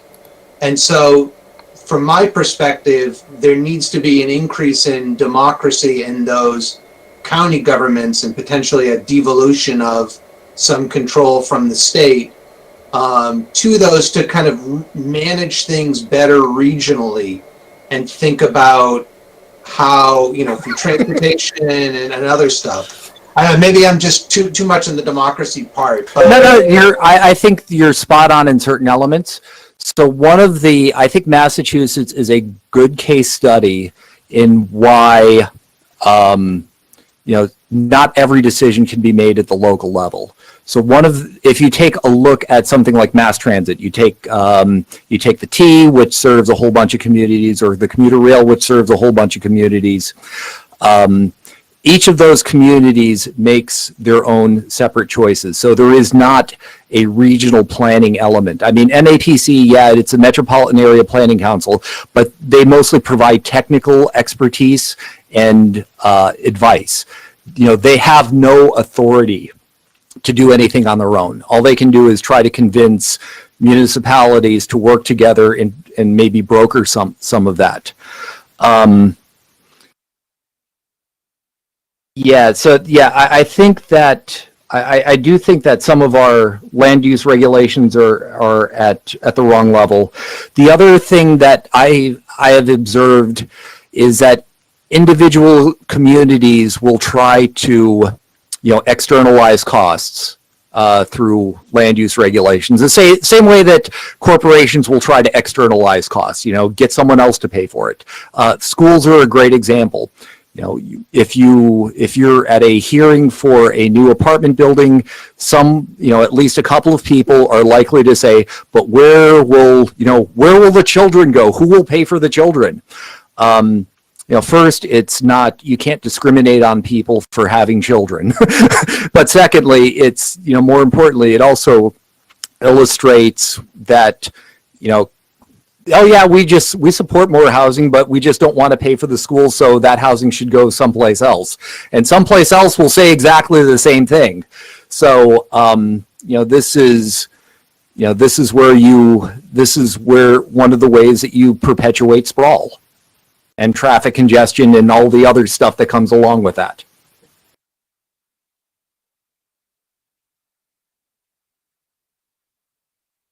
other questions folks have?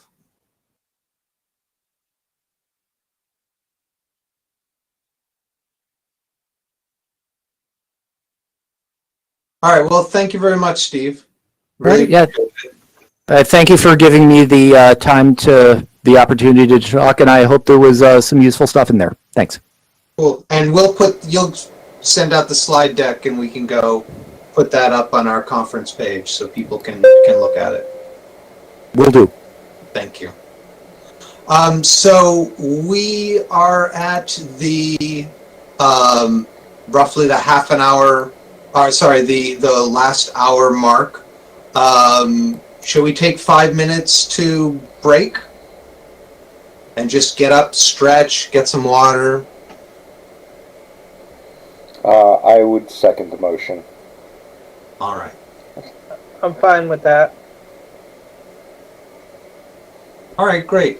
Then why don't we just take a break for 5 minutes?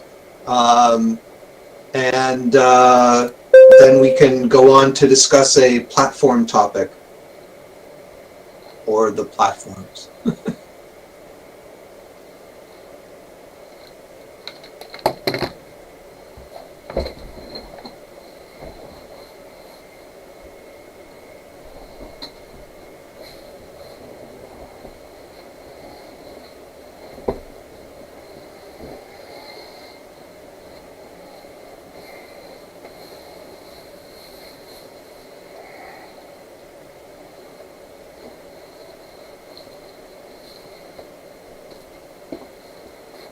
So Joe, I'm going to make you presenter.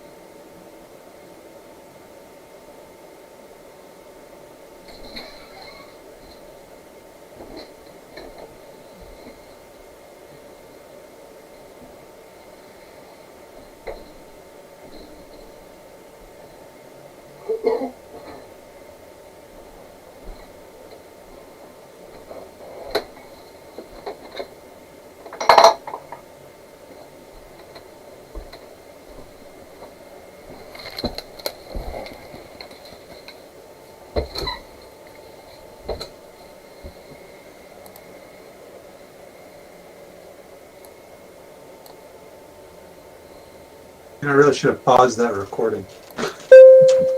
It's okay. If we have a little dead time, I mean, that way they know it's live and real. No, yeah, I was thinking the recording of this session. So. That's okay. But yeah, I mean, we hammered out a few small technical difficulties, silence and all that, and hopefully everyone out there understands that it's the learning curve. Unfortunately, it's taken years for me to learn it. So one thing I forgot to mention during the Steve's presentation is PBS had a really good documentary called Driving While Black, Race, Space, and Mobility in America, and it touched on a wide variety of points, including the ones that Kendra made about that there were African American businesses that once integration went through saw their customers go to more established, sometimes white, sometimes corporate restaurants and hotels and things like that. It's an interesting, it's a wide-ranging discussion about automobile and its effect on the lives of Americans and African Americans and all things like that going on. You know, and also Black Lives Matter recently and defunding police and things like that. It goes up to the present day. It's an interesting documentary. Just thought I'd mention it since it touches on that. I know, and honestly, what the point I was trying to allude to, and the point that I've been making for a while now, is that I just don't want every side makes a good point. No matter whether you're looking at Black Lives Matter, All Lives Matter, Blue Lives Matter, all of them make a good point, and everyone's talking past each other. But probably one of my favorite lines that I've heard of late, if all lives matter but black lives don't, then all lives don't matter. You know? So it's just some really, really interesting things that I'm hearing around, and so many people are speaking truth to power, that I think the best thing that we can do moving forward is to not be anyone but a pirate. Not a leftist, not a socialist, not a republic, none of that. Just be a pirate and fight for what matters most, which is freedom, freedom of speech, freedom of expression, freedom, the basic fundamental freedoms that we have. And I think in looking at what the equality is coming from, looking at the very thing that Steve spent all this time just talking to us about, the biggest part that I take away from that is we have so much work to do in making this world a better place, and better for us having been here. But at the same time, I don't want to fall into any of the pitfalls, because if we fall into any of the pitfalls of those who came before us, then what were their sacrifices for? But to give us the knowledge of what those pitfalls are. So again, it's one of those things that I want to be real careful in who we present ourselves as, and who we are, you know. Well, who exactly we are is the next point of discussion. I'm going to leave it to you, Christine, Steve, Malt, to shepherd that discussion along. I have to unfortunately step away on a family matter, but I'll be back as soon as I can. I'm going to resume the recording locally here, and of course we've got the live stream going. I'll be back in 2 more seconds.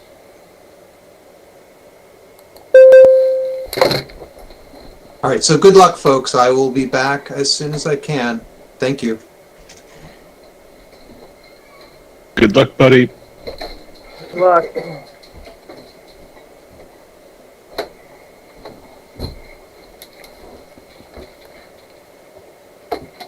So, did anyone have a specific platform or plank they wanted to discuss? Yes, I really wanted to discuss what I was just discussing with Jamie, in who we are, how do we present ourselves, how do we market ourselves out to the world, and really just tell them who we are. I mean, I don't see us as a communist, I don't see us as an anarchist, I don't see us as constitutionalist, left, right, anything. I see us as something completely different. I think one of the ways we can win big is to play against the party binary, and like that point out you've been abandoned by the Democrats. The Republicans are actively hostile to you. We are the party for the little guy. I mean, that's exactly what the libertarians are doing, and they got, what, 1.9% of the vote? I think the libertarian message is a little bit disjointed. The Libertarian Party establishment in America is like, I don't have anything really nice to say about them, but I don't think we can really compare ourselves to them if we just stay on topic of being anti-boss, anti-landlord, anti-exploitation. I think is where we're going to get the most support.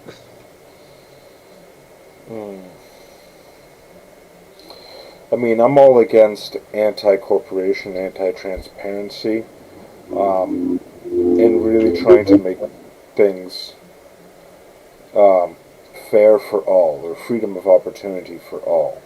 But I work my butt off to have what I have, you know, like every day, day in and day out.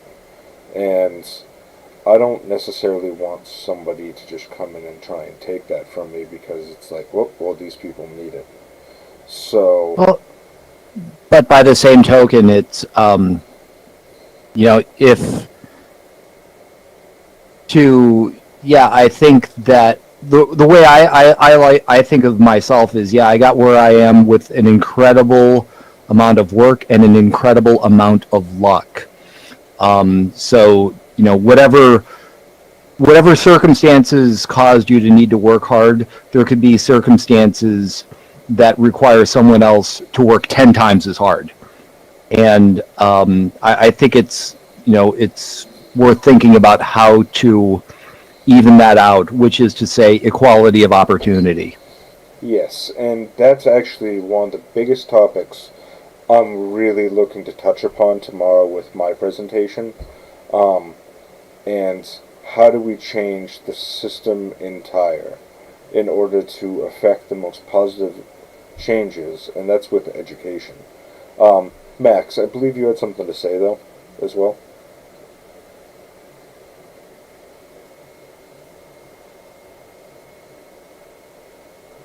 If you were there. I apologize. I thought Max was trying to speak. But yeah, tomorrow I really want to hammer home into the education system and how we give everyone the exact same opportunity to be the most that they can be. But that being said, not everyone has a different way of being, and there's no encompassing system per se to make that actually a realistic thing. I think it's almost like something that there's always going to be built into the system in the way the system is now. So how do we address that? I know that we were talking about the mandatory income, correct? Basic income.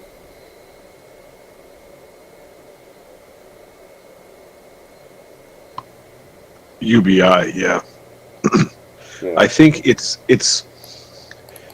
there's like the capitalist system of exploitation is in place such that any amount, like whatever the lowest viable survivable amount of income that is going to be what the working class gets. So we need a system that the rich cannot bypass, that redistributes their hoarded income to the people that need it the most. I agree with you that we really need to focus on a way to make a system that works for everybody. But I would be hesitant to limit it to the corporates alone. I think that on an individual's level, and this is even like a philosophical point, but on an individual level, is the corrupt individual that joins the corrupt team that makes a corporation. And I'm very much in favor for finding a better system of due process, but still going through due process in order to persecute anyone who would do such corruption.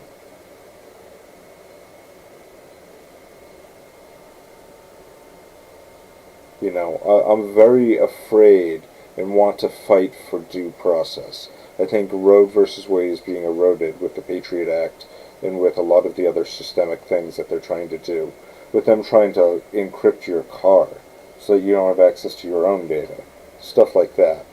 The little chips and ebs that they try and do to erode a system that has at least given us the opportunity to fight back.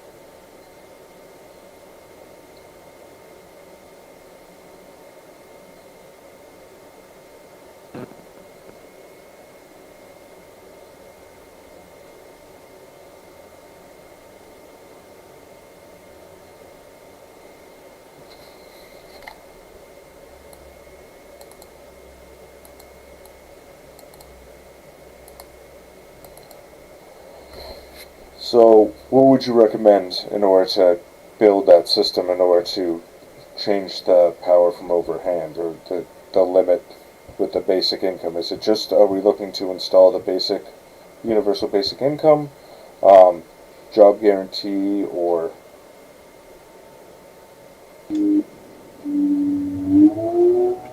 you guys hear me? I can hear you now. I'm not sure that either left-wing populism or right-wing populism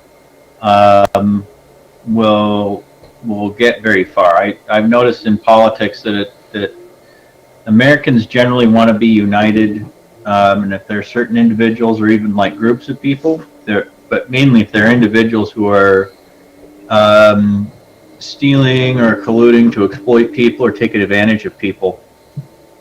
I think that a long time ago that there was an effort underway that started, I think, in the late 1800s and early 1900s, and it was just to kind of limit government to or its action in the marketplace to correcting market failures and stopping exploitation of workers and stopping exploitation of consumers. That maybe you could call it like we might call it today like left libertarianism. Whereas I guess right libertarian is always keep government out of the market and the marketplace to just do whatever. Left libertarians, so right libertarians are trying to protect your rights from big government.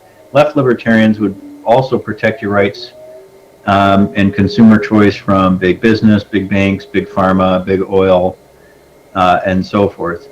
That's definitely pretty easy to sell, where it's still, you know, kind of stick to American ideas of free markets, but you're always willing to use government or state legislation to, label consumer products, protect the workplace, protect people's rights in the housing market and healthcare, and try to deal with things like the high cost of insulin, prescription drugs, and people with pre-existing conditions. And the reason that I like that is it kind of brings in some of the ideas of both the right and the left. The preference at keeping the size of government small and limiting government, but at the same time, you're also using government occasionally to protect the least fortunate in society and protect people who haven't amassed a large amount of savings or wealth or what have you. So you have like these old school ideas of, like, classical liberalism was, the economics of abundance and having an abundance of food, clothing, shelter, housing, healthcare services, all the things that people need. You try to make it as easy as possible to produce all those things. But you are kind of keeping government around like a referee. It's kind of in the background, where it can take action if necessary to make sure that people aren't being exploited, or there's a giant sudden increase in rental costs that forces people out in the street.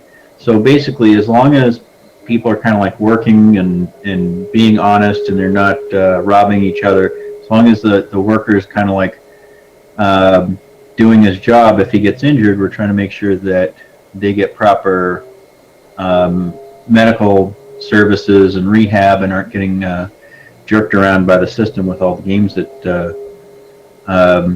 that America played.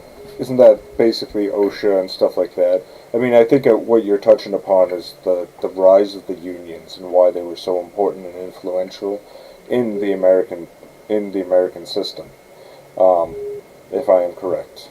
So right, like before the American Federation of Labor merged with the CIO. So the CIO were mostly, the reason that they didn't merge earlier is, on one side the CIO was mostly full of socialists and communists, and they were more like, they wanted active government. But the AFL wanted kind of the American system, but they wanted everyone to be in every industry to be able to form a trade union. And you weren't forced into the union, but you had industries where like 90 to 99% of workers, and in some markets 100% of the workers were joining, like the electricians union, carpenters union, elevators union, machinists union, and so forth. So because pretty much every single worker with a brain in their head joined the union, that the workers could basically kind of set wages and set working conditions and worker safety. So we were doing everything basically through labor. And then there were some people who wanted, they wanted OSHA and they wanted the federal government to kind of make all those decisions and decide what was a safe workplace for you.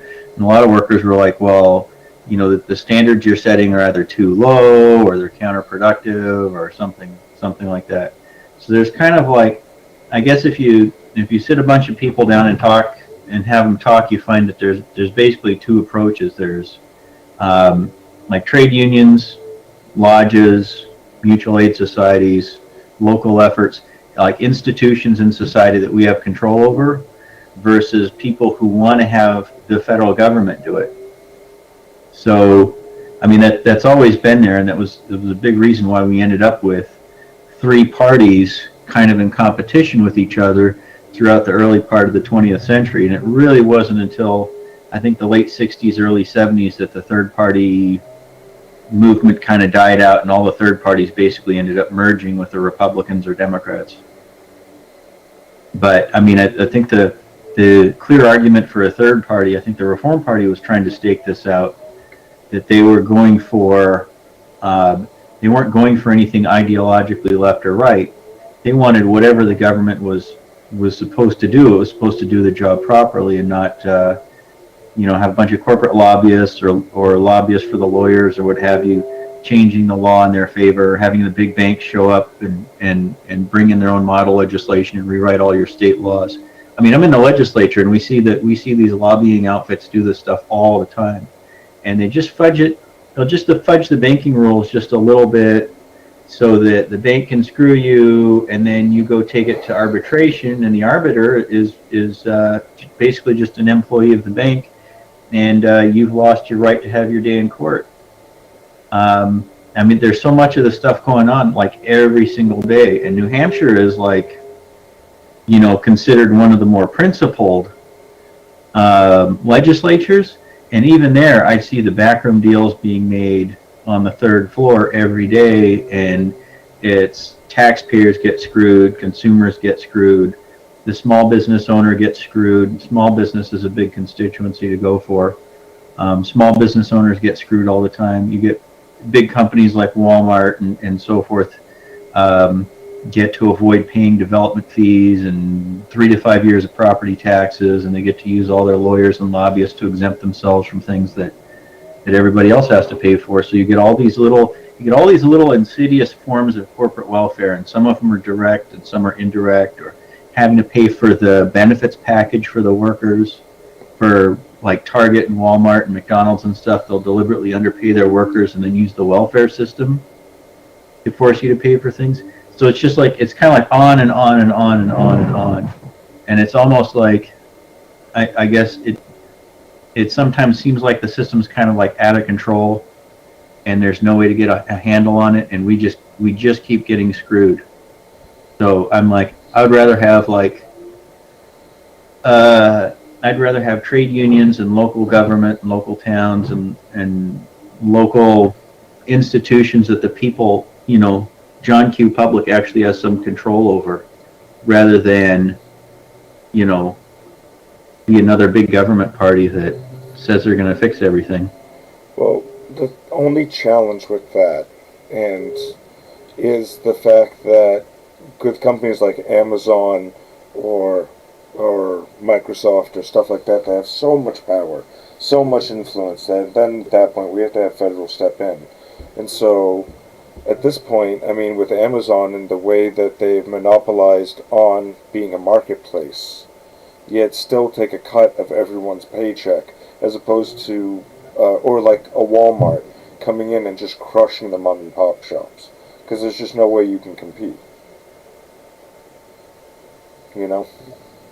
But I mean, if you were to say, like, if we were to try to oversimplify the message and get it down to like, okay, what is this all about? Like, what is the third party movement all about in general?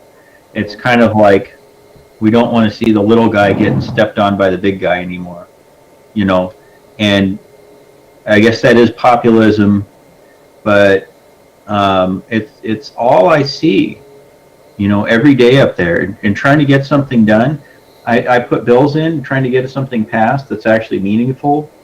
It's almost like you have to sit there and string together lobbyists. I have to go to the lobbyists because the general public, if I have something that'll save you money, there's no way to go to, hundreds of thousands of voters, and you're going to have, if you run as a Republican or Democrat, you're going to have freaking 30% of the voters are going to slam the door in your face.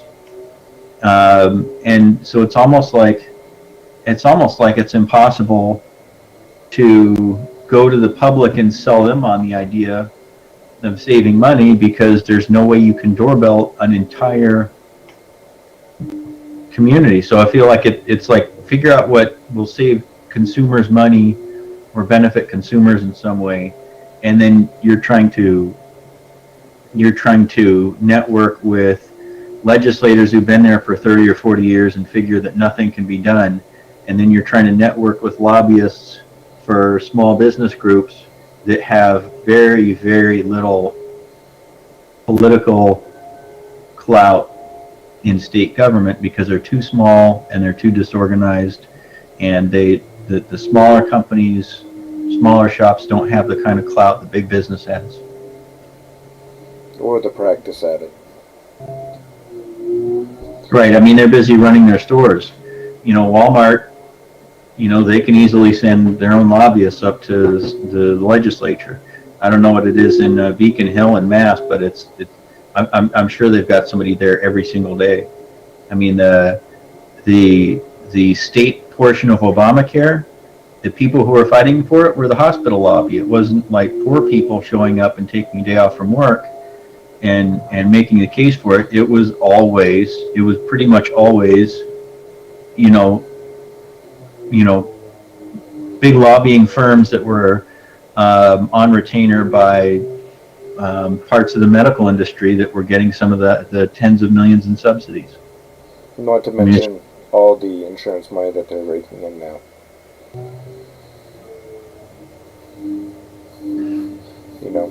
So Amazon gets to keep their taxes on warehouse workers' pay.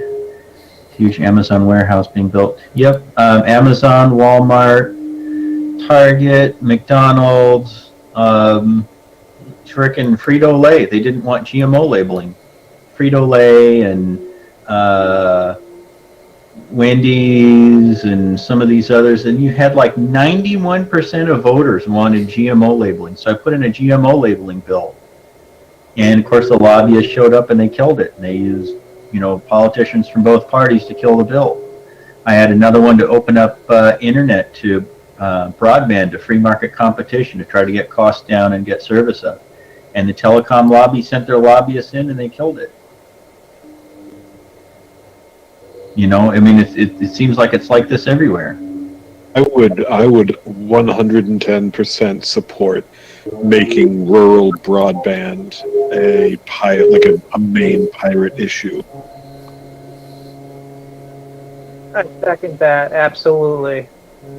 I mean, we need broadband almost as a right, especially for people in rural areas that don't have access to it.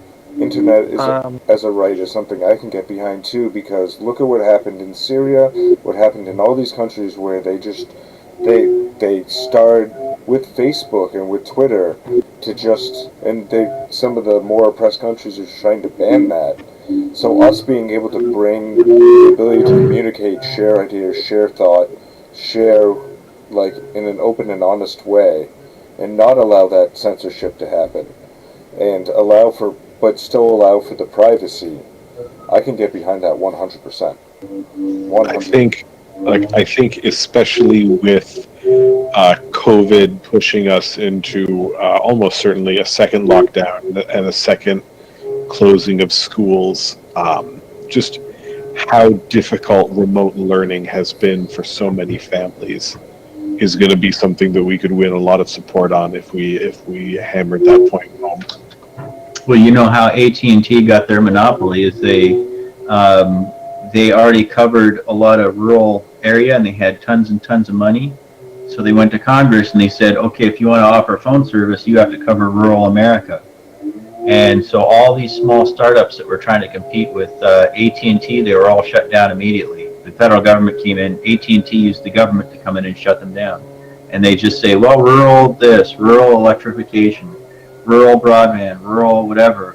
Well, there's no possible way that some small startup in Cambridge or Boston or Manchester or something else is going to be able to cover, just all of a sudden have the billions of dollars needed to do that. AT&T had unlimited money to draw from.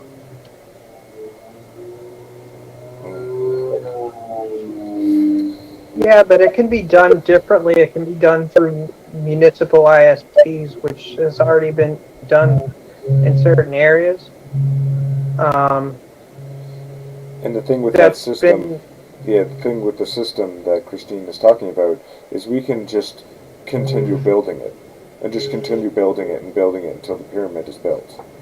And that's not something we have to do immediately. We can just keep at it. So to follow up on something Max said, I mean, one of the companies that tried to get in on the broadband market, and you would have thought was Google, and you would have thought that a company that big would have been able to make some headway with the cable lobbies, or the sort of the existing telcos hold on regulation, and they were really limited in what they were able to do.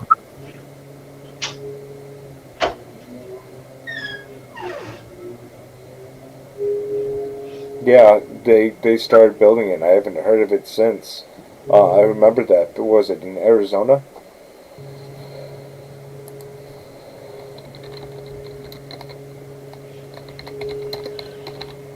I mean, it was a couple of places, but one of the areas where they get hung up was attachment regulations, saying that the owner of the pole has to perform any wire attachments, and we'll attach our wires, but no, we're not going to attach your wires. There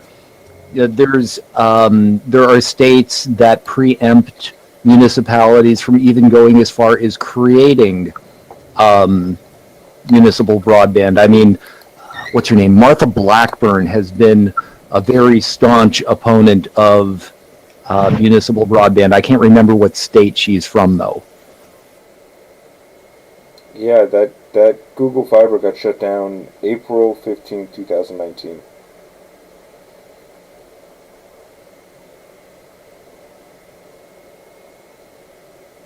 Sorry, I had to step away for a minute. Did anyone bring up community-owned broadband systems as a solution for competition? We were just talking about that. Yeah. We're actually talking about how Google Fiber was trying to come in to build that, and they got shut down. And Google is a much bigger company, let alone doing the basic mesh network. So the Google Fiber case is pretty complicated. They used the shallow trenching would basically come apart anytime it rained. There's some malfeasance going on behind the scenes there that makes it not the best example. I'm more curious I haven't done this research, but Vermont deployed fiber optic on horseback for a few rural areas, and I think that's the model that maybe we should be looking at. Google is basically the police. I agree with Kender 110%.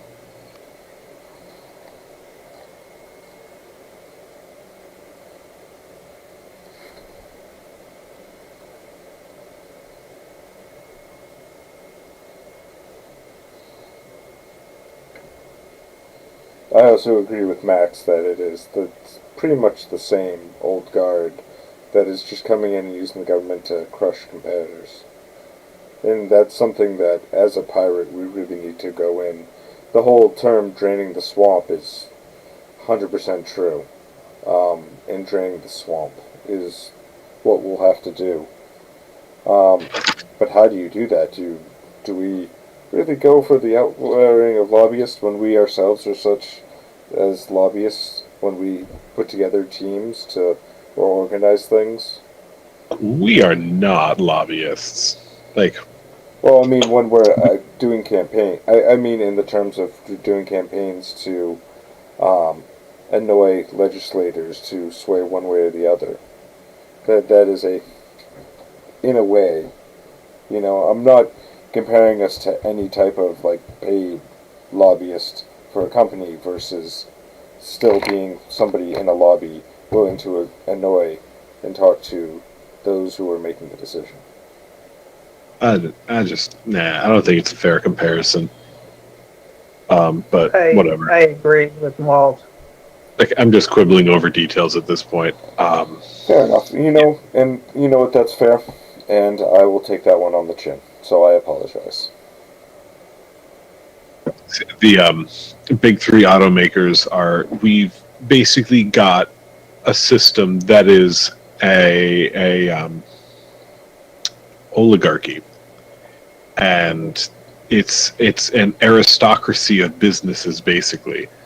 We talk a lot about this idea of small businesses, but how many small businesses are really just an organ of one or two wholesale companies?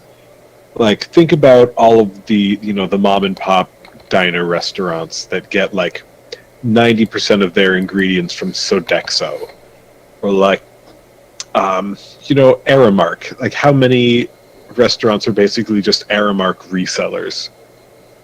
This is the people that have the power have all of the power.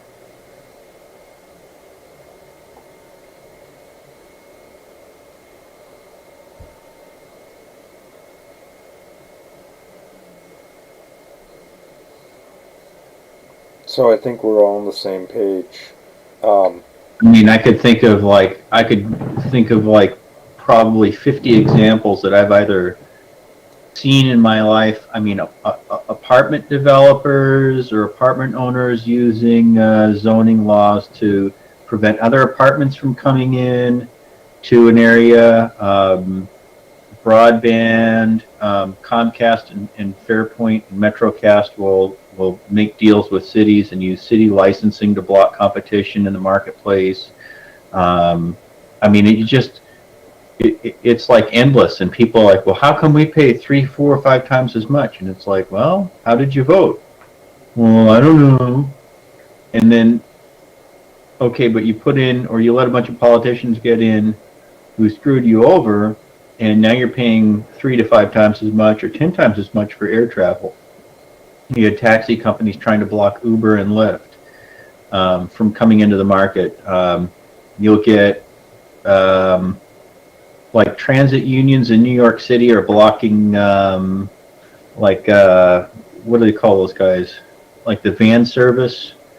There's like 850 vans that already deliver like products in New York City, and this guy owns like 500 vans, and he works with like 350 other people, and he figured out how he could also transport people like to and from doctor's appointments and grocery stores and whatnot. You could charge them like $1 for short trips, and the transit unions and the taxi companies came in and shut them down.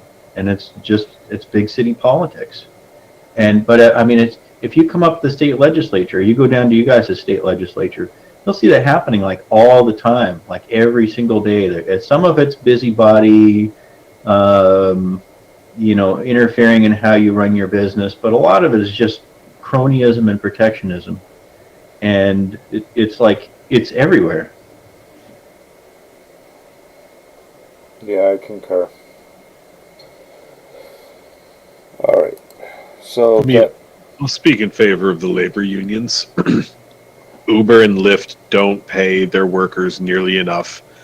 It's like we've got a problem where we're going to see bosses replaced with apps, because we've got this idea that if you work for an app, you can be a 1099 contractor, despite the fact that that is like directly counter to how the IRS classifies things. So if we give companies an incentive to screw workers further, we're all gonna get screwed. So like, I mean, there is like, yeah, life is extremely expensive, but I don't think that Uber is the answer to it.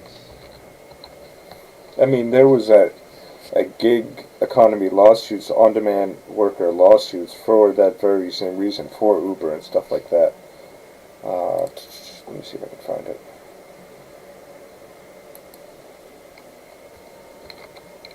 Here's a law group that's actively going after him right now.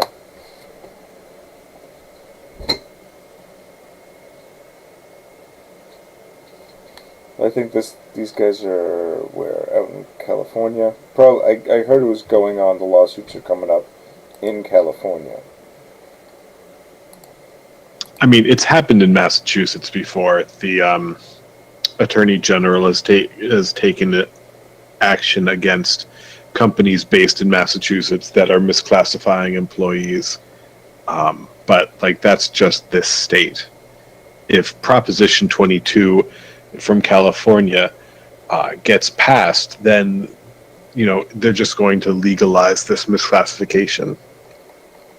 Yeah, I mean, I know they're definitely not paying. Like granted, some of them are great in providing real services that we do need at times. Like when there are two people who are intoxicated, Uber is a great service or a great concept, but we need to be paying and holding to the same professional standards that we hold people who would have the OSHA and everything like that.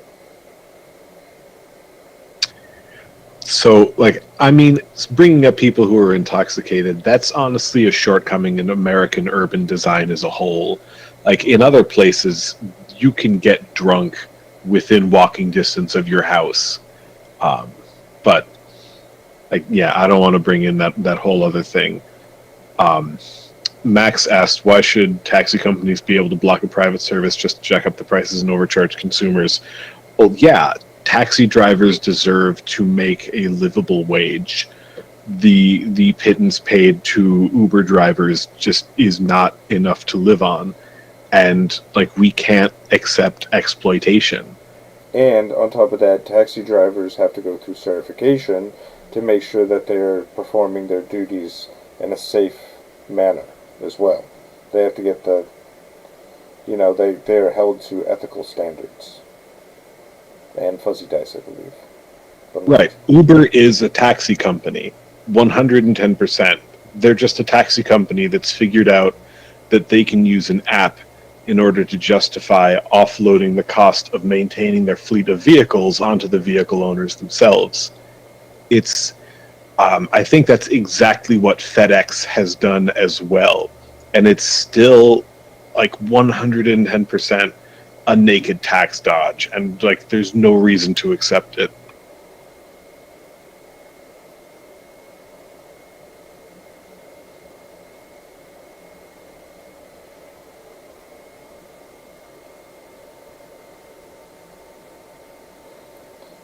I mean, as Kendra's saying, union members in this region have formed a class of their own, and maybe figuring out a way to make unions impact the workers who are suffering from this, because they're the ones who would need the union work the most.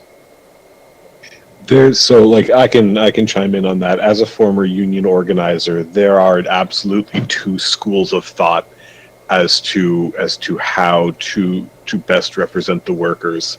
You got to remember that this represents approximately 7% of all American workers. I think it's less than 7% now are in a union. So like we are talking about a fraction of the entire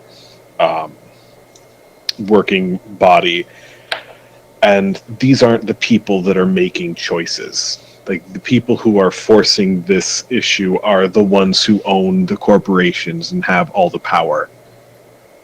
Like unions do not have a lot of power.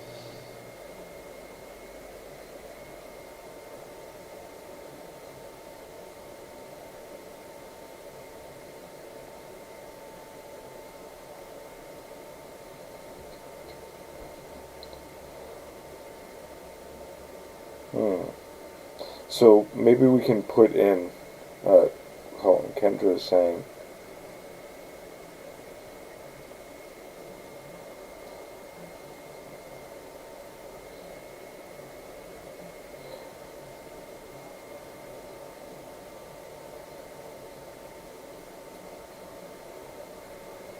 yes, and we are just about up at time.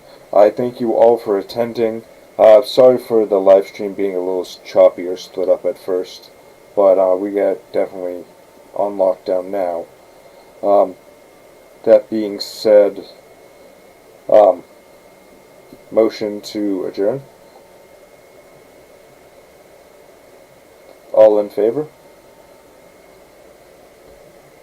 Well, one piece of bookkeeping before we go. We are reconvening at tomorrow, Sunday, noon o'clock Eastern Time.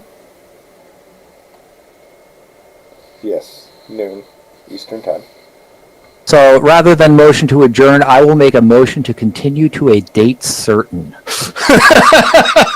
I will second that motion.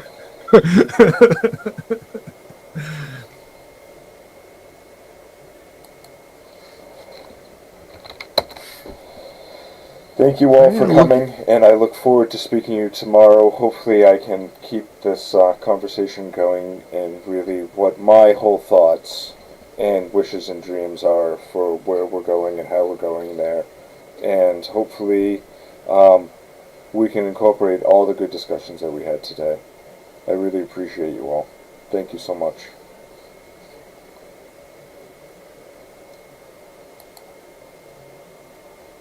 Thank you.